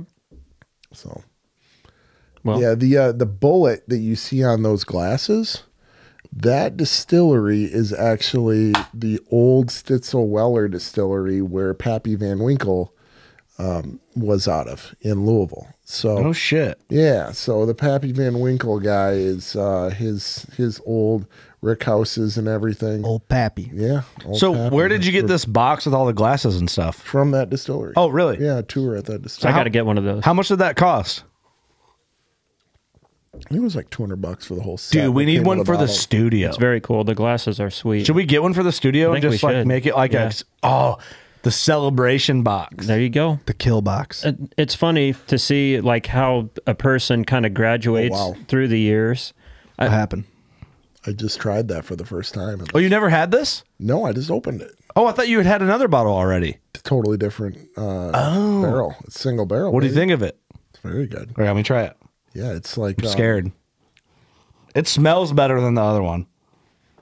It's a little earthy. It's not nearly as caramely as some of the other ones were. I just blew it in my own eye. It's more like get a little bit of like hay almost in it, but Man, that's a lot different than the first one. totally different. Yep. Is this the- Totally different. Is this the coolest whiskey you've ever tasted, Austin? The coolest? I don't know. That first one was pretty So- damn cool. So this The- one is equally cool. sweet as far as 128. I like this a lot better. Yeah. So you're more. It's you're higher probably, proof, but I do think it is a little smoother. Yeah. I think that first one was good. All right, so I'm like at a scale 1 to 10. Austin, I look at you. So you're a 10 out of Bourbon Man. 10. I then compared to him, you're probably like a 6.5, So, yeah, 6, I would say. and I'm a 1.5. I'm a like 0.69. So I've become Of course more. you are. I've become. You've watched me become more appreciative of bourbon. Yep. Over the last year and a half, 2 years, maybe year and a half. I do like this bourbon. It's good. Now let's see if I drink this whole thing how I like it at the end. I won't be able to. This I feel like is 50% better than that last one. Wow. I'm not a bourbon guy. Last one. Well, was the everybody's Elijah got Craig. everybody likes their Slowly own finding bourbon. out more and more. Absolutely. I'm untrained though. It's Hey, fun. it doesn't matter if you're trained or not. It's all what you think, what you think, and what Right. you like. Yeah. It's like I guess I'm not supposed to like one. It's just what I like. So the funny thing is, there's bourbon tasting competitions, or there's bourbon competitions, how do you? where you oh, have a judge, or a series of judges that taste the bourbons, Just get hammered. and everyone tastes something different. Hmm. It's part of me kind of thinks it's BS, but it really is just what you reference based on your taste buds and all that. So it's all just up to perception of the individual taster, really. How much? Can't do it. Not your thing. Well, Does- I think Fucking hot Doug, bitch. Spicy. you It's a might enjoy My mouth. the fancy box here that I brought that you keep playing with. because you like the Dude. little magnetic attachment. I feel like I haven't drank I that like much boxes. bourbon, but I feel Big fucking box lit guy. up. When you get 2 or 3 glasses in you, you Oh, this feel is like 120 proof though. So I guess 130 hits a little different than the 90. yeah, so I'm pouring shot and a half type pours. Yeah. It's a heavy And, arrow. and you think about it, a shot of Jack. Jack is what, 90 or 80? 85. Yeah. 80. Jack's Actually, 85? regular Jack's 80. Used to be 85, then they cut So it down regular to 80. Jack's 80. So we're basically drinking 1.5 of regular Jack. So then, but we're drinking 1.5 pours. So we're like almost drinking like 3 shots every one of these. yeah, but I feel like it hits different, dude. It does. God damn. It does. Yeah. This is, The 120, 130 type stuff, you can tell the difference. Dude, I feel I'm like not a mathematician. I feel like whiskey makes you want to beat on somebody. That neck tattoo is just starting to battle Starting to glow. My inner white trash is like. You're glowing. You see those? That's why you're so hot. Your tattoos are burning. Skin. Get my There's a anger wife out. beater under that hoodie for sure. You ever seen Theo Von's skit where he's like, "Yeah, Monster 8 energy makes you want to go home and beat on your wife." No, it just makes you feel hot, dude. Yeah, it's getting hot in here. The cedar walls is almost like a sauna. Dude, this is fun. It's a whiskey room right now. Absolutely. Was your progression through whiskey like mine, where when you're 16 to 20 years old, you just burn yourself out on Jack Daniels and Southern Comfort and all the new Windsor and all the shitty whiskey that you can drink for $1 at the well? I mean, My dad always had a 175 of Jim Beam laying around. yeah. Really? Oh God, he Old still Kessler. to this day has a 175 of Jim Beam. So Kessler and Cokes with a Jim Beam. So yeah, 15, 16, stealing Jim Beam out of my dad's bottle, heading out with the buddies. You know, fill up a just a water bottle with whiskey and head out. So I got indoctrinated into Jim Beam at a young age. You know, I was kind of a late bloomer in northern Wisconsin at 15, but I was an avid ice fisherman, and it's almost impossible to ice fish and be sober at the same time. Yeah, yeah. So you Dude, have I never do whiskey, is. like bourbon and whiskey in general was like really never on my radar. I mean, shots of it, of like the Yeah. cheap shit. And I think that's what gave me like such a bad, like, type vibe to it. Is that's the only time I ever did it. It was kind of a gag. It was like, oh, we're doing a shot of fucking Kessler. And I'm The like, worst stuff you can get. Yeah, or like Rail bourbon. Windsor whiskey, split Canadian this. whiskey is what we Yeah. drink. I drink gallons of that shit. like you're gonna just. I I'll do take it love like a Crown shot. Royal. Like I like Crown. I love You gotta Crown's work Good tomorrow? whiskey. Yeah. Ah, fuck it. Well, I do have. You're just an engineer, Get away dude. from me. Come on. What are you engineering? It doesn't have to Not be that bourbon. precise.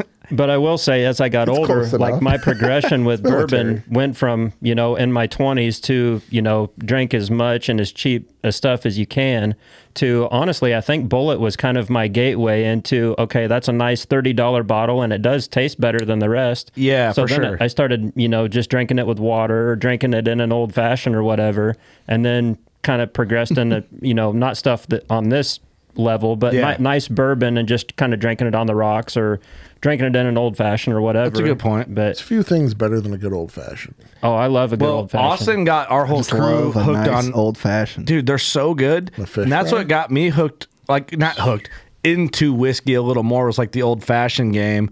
And then, Ross likes high dollar things and whiskey, and you do from time to time. And then it's like, oh, you hear about the Blantons, you hear about the Pappy Van Winkle. It's like, oh yeah, well, Bullet's good, Buffalo Trace is good. Like, I like Bullet and Buffalo Trace. Like, that to me is like the Bud Light, Busch Light of like entries of bourbon. Not, and I don't mean to degrade that. I think I'd it's say a that's an great- accurate. but I feel like description. it's a good way to get into it. They're great bourbons. Yeah, Yeah. like if someone's got Bullet, I'm like, I'll have Bullet Old Fashioned or a Buffalo Trace Old Fashioned. A Bullet, you could just as easily make a Bullet and Diet Coke as a Bullet old fashioned or drink Bullet straight. Yep, It's it's good. Yeah. and it's affordable, and there's not that much of a difference between a straight off the shelf Bullet and something that's been aged 12 years or something. My like palate is not refined enough. I think I just burned it on Windsor through all the years. Yeah. But if you gave me a blind taste test on a really good bourbon and like a just a regular Bullet, I'd probably have a tough time telling the difference. that. Yeah, Let's do this real quick. This probably is not, we're deep enough in this podcast, kids aren't going to listen. But they got bored when we first started talking about bourbon talks. They're like, this way over my head. Doug, how old were you when you first drank, and what was your alcohol? I think I was. Was it in hunting camp or was it out of hunting camp? No, this was way back. I think I was at a friend's house. I think I was 13 or 14. And it was some Canadian knockoff whiskey, Probably Windsor. and I died. That'll do it. I hugged the toilet all night. Yeah. Good learning lesson. Yeah. Did you ever drink? It's probably don't like whiskey or bourbon anymore. Growing up in It's from the hunting start. camp with like the adults, your dad or your uncles or anything, or cousins or whatever, did you ever drink? Did they ever like make you drink, or did you try to drink with the boys, or like were you ever allowed like a hall pass to do it with the boys? No, not really. I think maybe once, like if someone killed a buck, because we didn't really kill many deer, Yeah. because we just did deer drives and stuff. But if someone killed like a buck, I think maybe I got to have like a sip of a beer or a drink of a beer. Yeah. Definitely not Wisconsin. Kind of like your uncle being like, "Have a drink, Doug." Yeah, I guess it's like, you want one? It's like, I looked at my dad and just like, get the nod for approval. Hell yeah, I do. Dude, that's kind of like a cool thing, man. It's like a It's It's a crazy, rite like, of passage. Yeah, once you get the nod, like Yep. from your dad that it's fine. You're a man now. it's a special thing. It's a Yeah. rite of passage. Yeah. A Midwestern thing, I think. I mean, For sure. There's nothing wrong with that. I What think about if I you? had, man? like if you had a son, you'd want his first beer to be with you, wouldn't When you? it's Yeah. right. When it's right. Yeah, Yeah, yeah. for sure. When Eric shoots at 200 next year, I'm going to bring a really nice bottle down. Be waiting on that. How's it get nicer? No, nicer than this. Oh, yeah. Oh, fuck. Well, how old are you when say you when first Eric drank? does? When Eric does, yeah. What the fuck does that mean? I think that's Eric Team shoots at Eric all the way. Damn, right are you there. Team Eric? I've been Team Eric since the beginning. Because I don't like bourbon? What the fuck? I shoot for the underdog. I'm with you, dude. But I love you, Doug. I had a feeling you were going to win. I had a feeling you were going to pull it out, so I had to root for the The odds underdog. they pulled in your favor. Well, duh. I loved Eric's confidence though, and that's He was what's a very important. confident man. It was fun. Dude, he was so confident. I'm like, fuck, dude. He might. I mean, there's something in confidence like that. That's why someone likes a confident underdog. When you believe that you're gonna do it, Hey, he ran into three big boys. he could have pulled it off. This ain't no movie. Hey, when it was early Ain't no January, fairy tale Peter It ain't Pan. no fairy tale. It's his life, boy. when it was early January, talking to Eric, it was getting a little heartbreaking. Yeah, yeah. He really wanted that, but he handled the chip well. Dude, like he took it on the chin. Yeah. A lot better Eric than I made would have. that chip his bitch. Yeah. I would have been dying. My first was Malibu at 13. Malibu, Malibu, nice. Yep, that was it was all uphill from there. I mean, Uphill. it doesn't get much worse than Malibu. So yeah, Like Yeah, white did bottle you get Malibu. hammered? oh yeah, absolutely. I think we each had like the equivalent of 2 shots of Malibu and we're sloppy. Yeah. Oh yeah, dude. It It's don't crazy. take You don't know when nothing. to, yeah, you don't know when to stop. You're 13 and weigh 110 pounds or whatever, you Yeah. know? Yeah, my head did at that point. But Yeah, yeah. No, yeah, when I studied abroad in Scotland, everybody always asks, like, you're into bourbon, do you like Scotch too?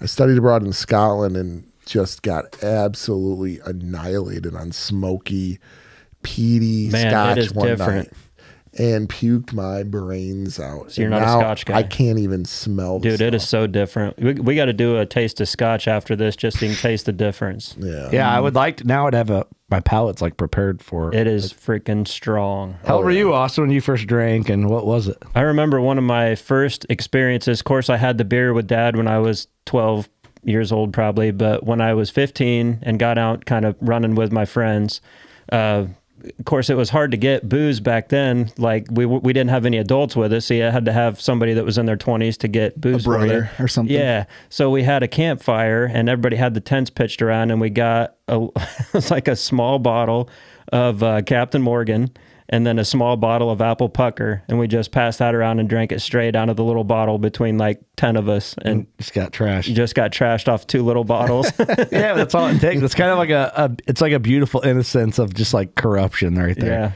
Yeah. Mine was probably kind of fucked up in hindsight a little bit. When me and my buddy were in 8th grade, so what are you in 8th grade, 13 or 14? We were dating sophomore girls when we were in 8th grade, and they thought it'd be funny to get us drunk because they were already drinking, and they got us drunk on apple pucker. Yeah. And I remember one of them damn near tried to rape me, Do bad things. and I was like, what's going on? I'm young and innocent and a good boy, and I was a BMX kid at the time, and I rode home and I'm manualing trashed And a manual is a wheelie without pedaling for people who don't know. And it takes balance. And I, for some reason, I'm in manualing at full speed and just loop out backwards and just road rash up my arms. And I was like, damn. Thought you had it. Thought I had it. I felt confident. It's my first liquid courage experience, you know, and it didn't work out. And then I don't remember my first, like, so I would have been 8th grade-ish, summer going into 8th grade, probably when that happened. I don't honestly remember, like, my first beer in hunting camp, but I do remember being younger than 21, drinking with the guys in camp. And there was this one guy named Mike that he would stay up and drink with me. And he's like, I just like to stay up and see how many beers Kirk can put down at 19 just to see if he can hang. And, oh, at 19? Hell, you're probably a pro by 19. oh, yeah, I was a pro at 19, you know, like we'd drink beer till freaking 2 in the morning, get up 2 hours later and go hunting, you know. Hell, at 19, I was in my prime. Yeah, oh, yeah. It's like for sure. Never got hung over, drinking aluminum can Coors Lights and Miller Lights with 19, you're college age. Yeah, that's when you wake up and start drinking in the morning. Yeah, I'm trying to think though. Before that, like, I don't really know if I did drink beers younger than that in camp. You know, I don't. I might have, but it wasn't like, if it was like a beer or something to like crazy. Yeah, but it wasn't like a real memorable experience. I'm like, I'm having the holy beer. You know? Yeah, I don't remember the first beer, but I do remember that first hard alcohol experience. Yeah, I remember the first time drinking, you know. Yeah, kicks your head in the teeth. But at the time, we were some babes at our age, you know. I remember the first taste of chewing tobacco. Oh, did your dads ever give you like, oh, what's that, Dad? And give you a little dip of chewing tobacco? Just to laugh at you. Oh, God. I had to find out on my own. Oh, boy. I did too. I borrowed some from a buddy and had cold sweats for 48 hours and puked my fucking brains out. Yeah, well, the stuff really goes to your head. I mean, way stronger. Yeah, when you're not used to it. Oh, you put a big old horseshoe in or something, thinking you're going to be a hero, and you're already show up your best friend. You're not a hero. Already 12 beers down. Yeah, if there is kids listening to this, don't be do what we did. cocky. You're not a hero. That's when not it comes the to move. chewing tobacco. The tobacco always wins. It does. Yeah. Alcohol will get you, but tobacco is guaranteed to get you. Oh, you'll get the spins. Yeah. For sure. I don't Cold know how sweats. guys like continue to do it after like getting the spins the first time. I don't know how like you go back. Like I've tried it, like I did it, got sick, and I tried it again. And just like the tobacco buzz is not for me. Yeah. It's one of those memorable tastes and memorable smells that you just, it hits all the senses of that. Just tastes good. I love the smell of it. Like I like smelling a can of it. It smells good to me. It just hits good. Do you dip still, Doug? Mm-hmm. I have one in right now. You do? See, all right, this is what I do appreciate about you and Eric. You guys dip like adults. When you're around someone that dips like a child, it you pisses me off. Huh? Are you gutting it? I'm drinking. That's like But you're just, that's a man. you're not spitting. When these boys, Eric nor Doug have a spitter. this is what I love about them though. When I get because drunk, though, I back do in the need day, one because I get a little wild with it. when you guys dip though, you just dip like adults. Like you're not hindering. What I hate about dip spit with dudes is like you get the fucking Johnny Redneck dude in here who first of all, this is a real rule. If you come to the studio and you dip and you leave your spitter on the table and I clean it up, you can never come back. That's a real rule. For real. I'm not kidding. And there's dudes that have done it and I've been like, hey, you can't ever come back. That's the rule at the studio with me. If you dip, that's fine. Clean up your own spitter and don't throw it in the trash to where when I take trash out, I get dip spit on my hand. That's why I love when Doug and Eric dip. I'm like, you guys dip like adults. You see the kids, they got this big nasty fucking cup with a napkin in it and there's fucking loose chew and it's all on their fucking teeth. Dude, that's disgusting. Dip like an adult. Gut the shit if you're going to gut it. Dip like you're going to kiss somebody afterwards. Yeah, that's right. Dip like a gentleman, like an adult. So props to you and Eric, Doug. You guys are men. Thank you. My grandpa did a tin of Copenhagen a day he got into the Navy at age 17 early. And from the time he was 17 to 81, he dipped a tin a day. And at 81, he decided he was going to quit chewing because they increased the price of it because of the tax. And it was a general principle of the thing is what he said was, I'm not going to pay that kind of money for it.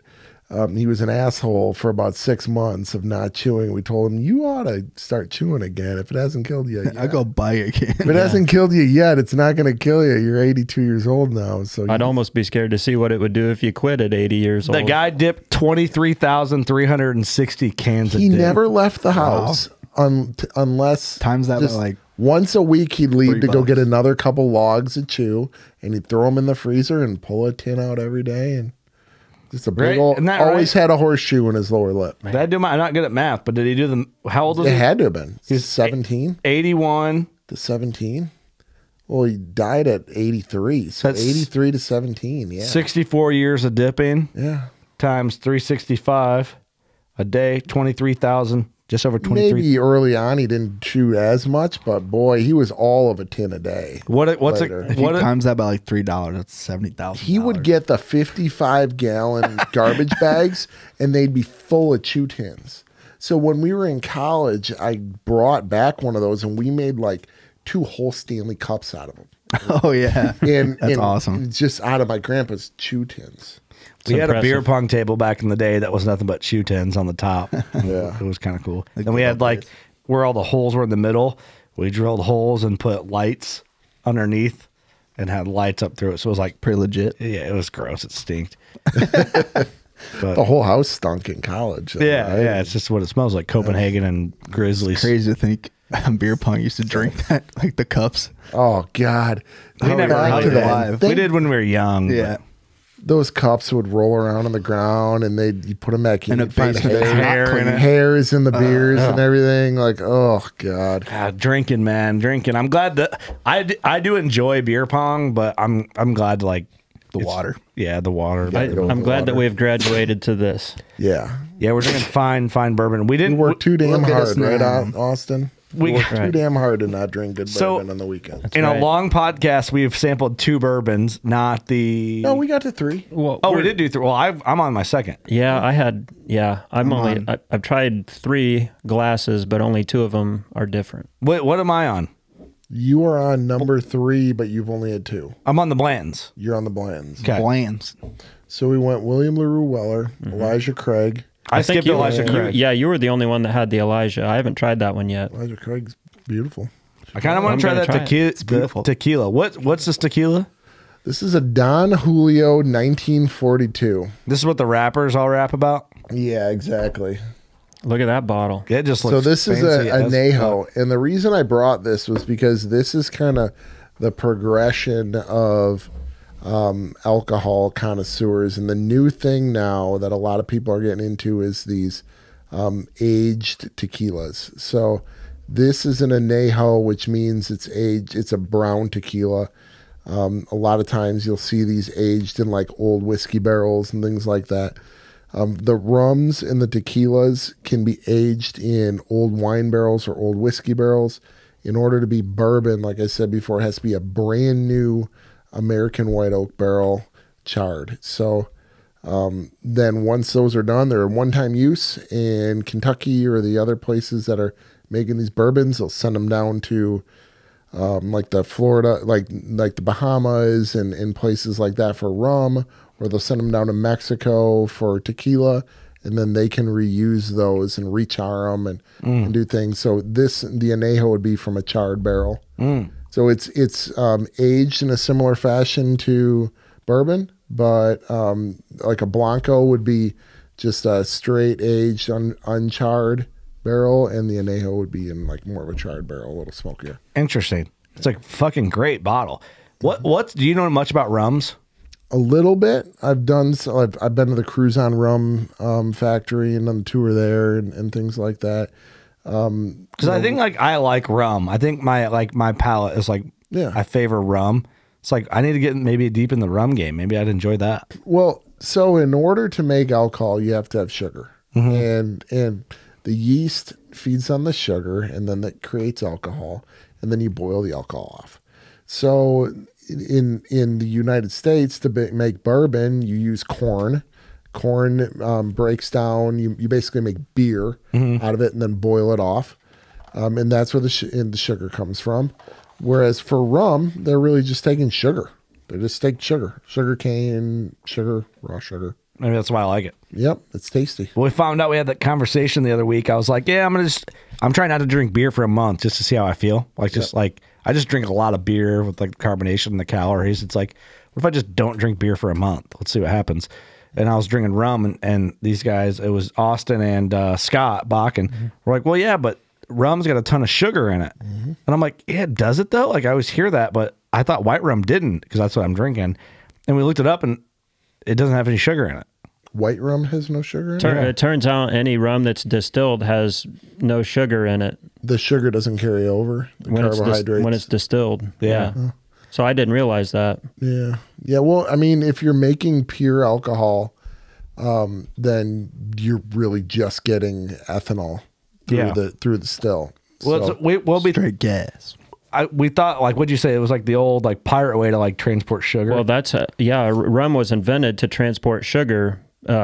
Basically, that's why rum was invented, was to move sugar.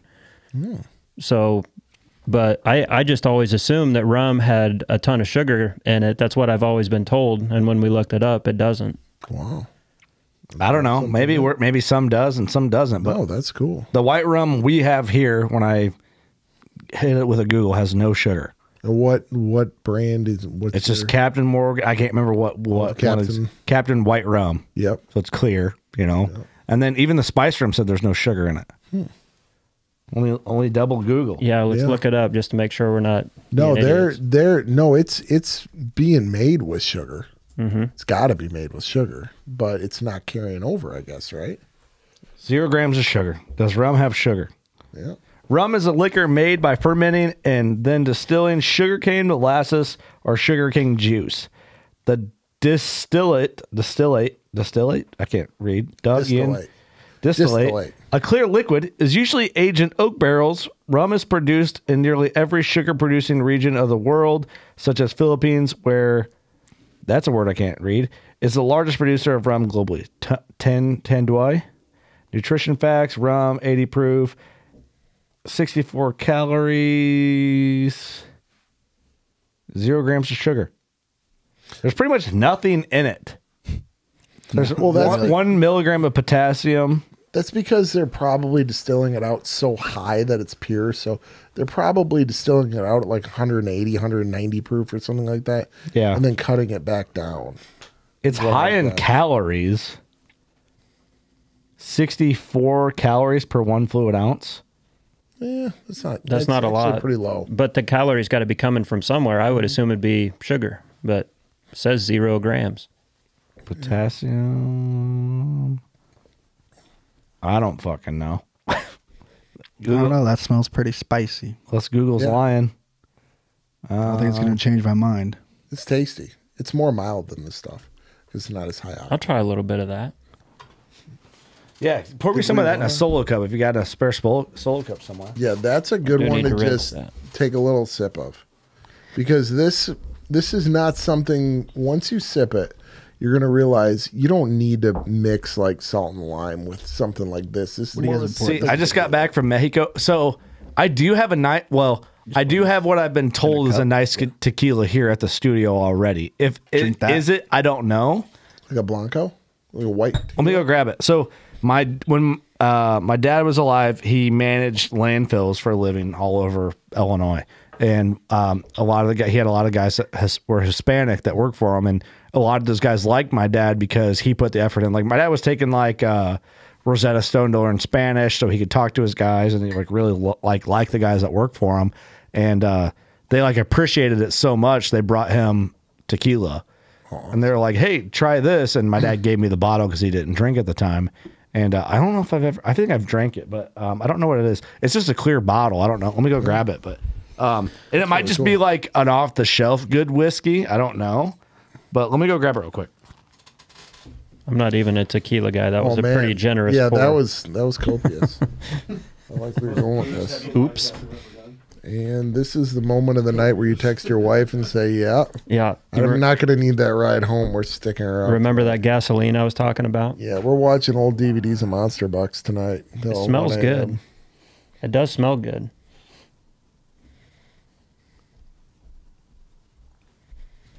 Looking at this, it doesn't seem like it's fancy.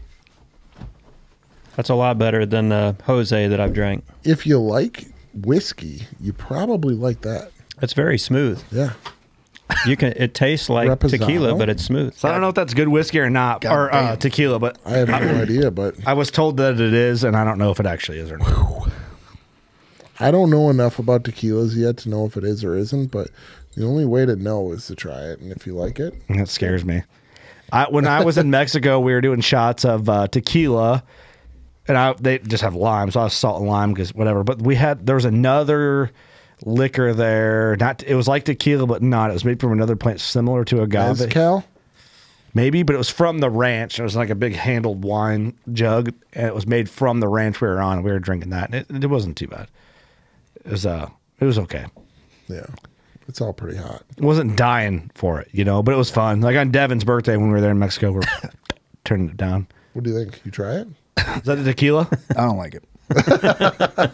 God damn. What's the alcohol in that? What's the percent? I don't even know. It's 40. about 40. Is there a 40, solo so cup you it's can 80 pour? proof. You have a solo cup? It's almost water. I don't know if I have an unused one. That one's got water. That one's got water. Okay, let me finish my bourbon here, and then I'll dive into some of that tequila. Yeah. Rinse your glass out in that. Well, boys, we've done a very booze-heavy podcast. A good hunting story and some booze. It's fun though. Fun to learn about bourbon.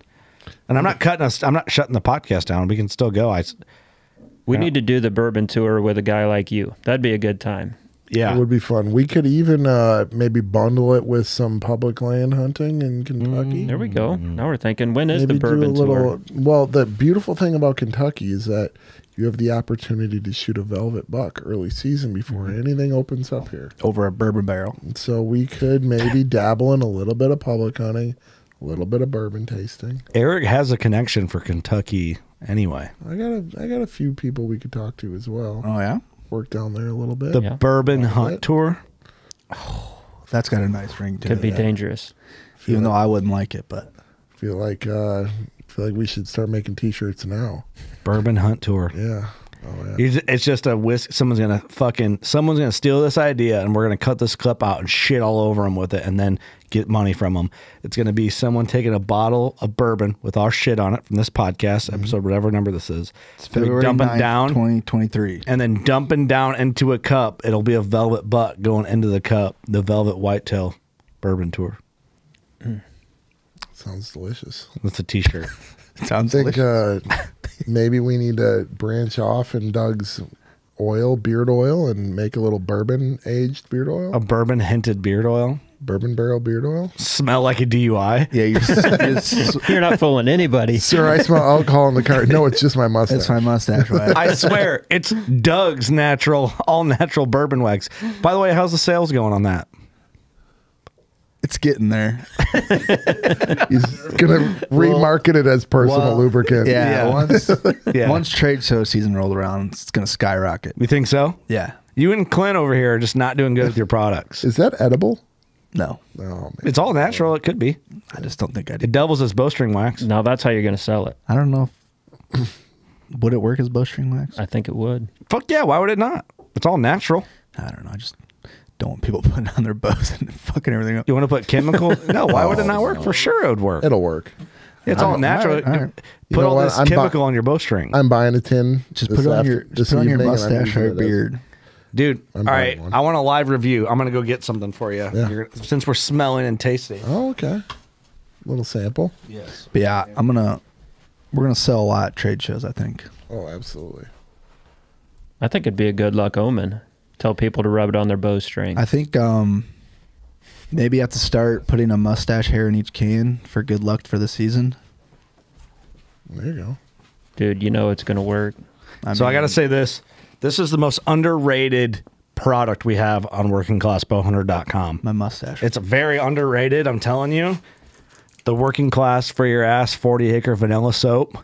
Smells delicious. I think this came off as a gimmick, like kind of fake. We've sold a lot of it. It's insanely good. This is legit. Like it's a collab with us in the Antler Shed store. Bucky's wife hand pours these. It's just a collab we're doing, but it's our own line of soap, our own flavor. Give that a little sniff. Get a whiff on that. You can have that. Put it on your ass. Oh, that smells. It's got a loofah in it. So Are there some fibers in here? It's loofah. I was kind of hoping it was Doug's mustache, but it Well, use your imagination. I'll give you a hair. Doesn't that smell good? smells amazing. Yeah. It's natural. 40-acre oak. I'm going to have to buy a bunch. No, take that home, wash your balls with it, and see what your wife thinks. She'll be impressed. Does it exfoliate? Fuck yeah, it does. There's all that loofah in there. Scrub your ass with it. Working class for your There ass. actually is loofah Yeah. integrated Yeah, it's like into it. embedded Legit. in it. Yeah. It's in there. It's under the label, so it's hard to see, but you can feel it in there. Oh, that's high tech. It's good shit. Leah is like a huge fan of That's it. all we use. Yeah. My buddy Tyler is like real big on like bar soap, and he bought a couple of them. He's like, just so you know, I'm only buying soap from you. Yeah. No, it's legit. Like Leah's picky on her soap, and that's all we use. Did you just become my soap dealer? I'll take it. Hey, first one's free because we know you'll come back for more. Oh, yeah. That's how you Now get. my mustache That's how we wax, get them. though. Get him hooked. Sam, yeah, I get high on my own supply. That's what drug dealers say. I heard on a rap song once. Well, dude, I thought I was going to try tequila on this one, but I don't think I'm going to make it that far. You want to try it? A little bit of that? I think I I'm got. good. You want to? I got some on ice right there. You want to try a little sample? Yeah. It's really smooth, honestly. It's I'm worth not a it. huge tequila guy, but it's pretty smooth. Ooh, good Damn, that's Clean that, aggressive. yeah, clean that out. Hear that? sound effect. Heavy bourbon as I spill on our mixer. You can do it. It's only 80 proof. It's like water. I shouldn't have smelled that. Oh.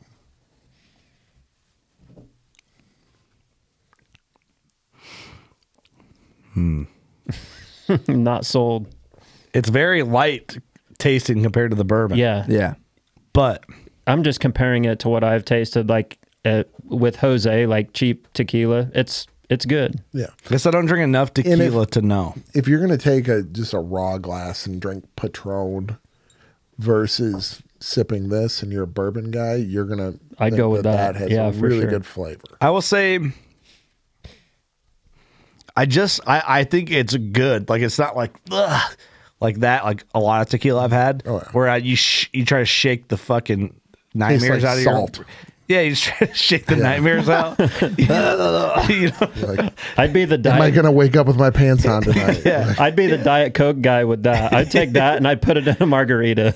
I'll make an awesome margarita. Dude, One hell that'd be of a marg. dangerous. Should But I'll we tell try you, to like- make an old fashioned with this? With tequila? Why not? I don't even want to think about that. I do the margarita, but I don't know about an old I don't want to fashioned. think about that. People are gonna hate on me. I want to make old fashions with all this bourbon.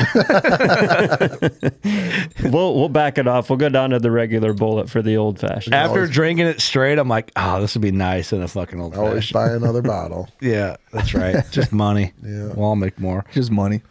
Well, dude, I think this is gonna close her out, man. It's a ton of fun.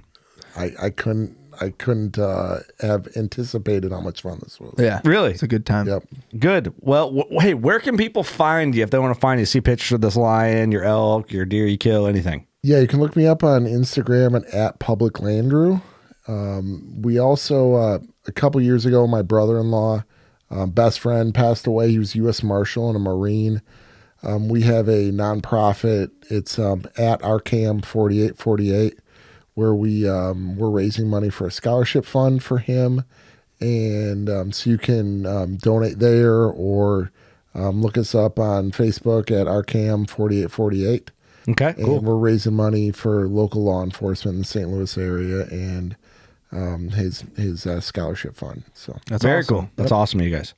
Yep. Cool. Well, give me the links to that stuff. We'll put it in the episode description. Absolutely. And post that up.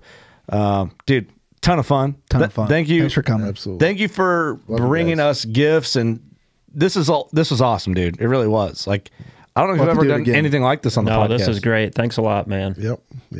I had an absolute blast. So Well, we did too. Anytime. Eric missed out. I Eric think missed out big time. I think I'm going to continue to drink bourbon tonight, even after this podcast. Oh, now boy. let's I go to like the bar and jam some tunes and enjoy go. ourselves. Let's do it. It's a celebration. It's a celebration. A celebration. It's a celebration. bitches. Austin, Doug, you got anything? Thanks for coming. Thanks for the bourbon. It was great. Guys. That's a great time, man. Thanks for all the support through the years, too. Yeah.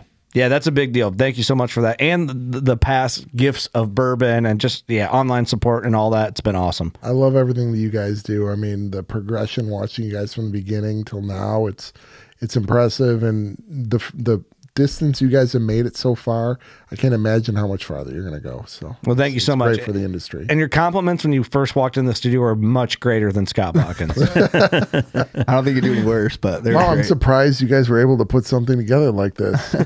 I thought you guys would have dirtier carpet. Man, This is way nicer than the trailer I expected. This is actually really nice. Yeah. Wow, you guys aren't pieces of shit. It doesn't smell like I thought it was going to smell. Dude, that's pretty much what Scott did. I mean, but he meant well by it. Yeah, it was a compliment, It's a but it was a backhanded compliment. Yeah, backhanded compliment. Yeah, it's like, hey, I'm right here. You just said Steve. all that out loud. Did you mean to? Well, when you look at his sites and you look at his stuff, you realize that guy has some serious standards. He does. And you just gotta, hey, that's the kind of guy you want to be affiliated with. I It is think we true. lived up to his standards. Oh yeah. After that, all he was like, I'm proud of you guys. Yeah. So I'm like, wow, okay, well, there it is. There it is. There's the other half of that dirty fucking backhanded compliment you just gave us. It's pretty funny. Yeah. Awesome, man. Well, thank you for everything. Check them out. Hope you guys enjoyed this story. That's it. You know what to do. Go shoot your bow. Taste some bourbon. Oh. We love you. Peace.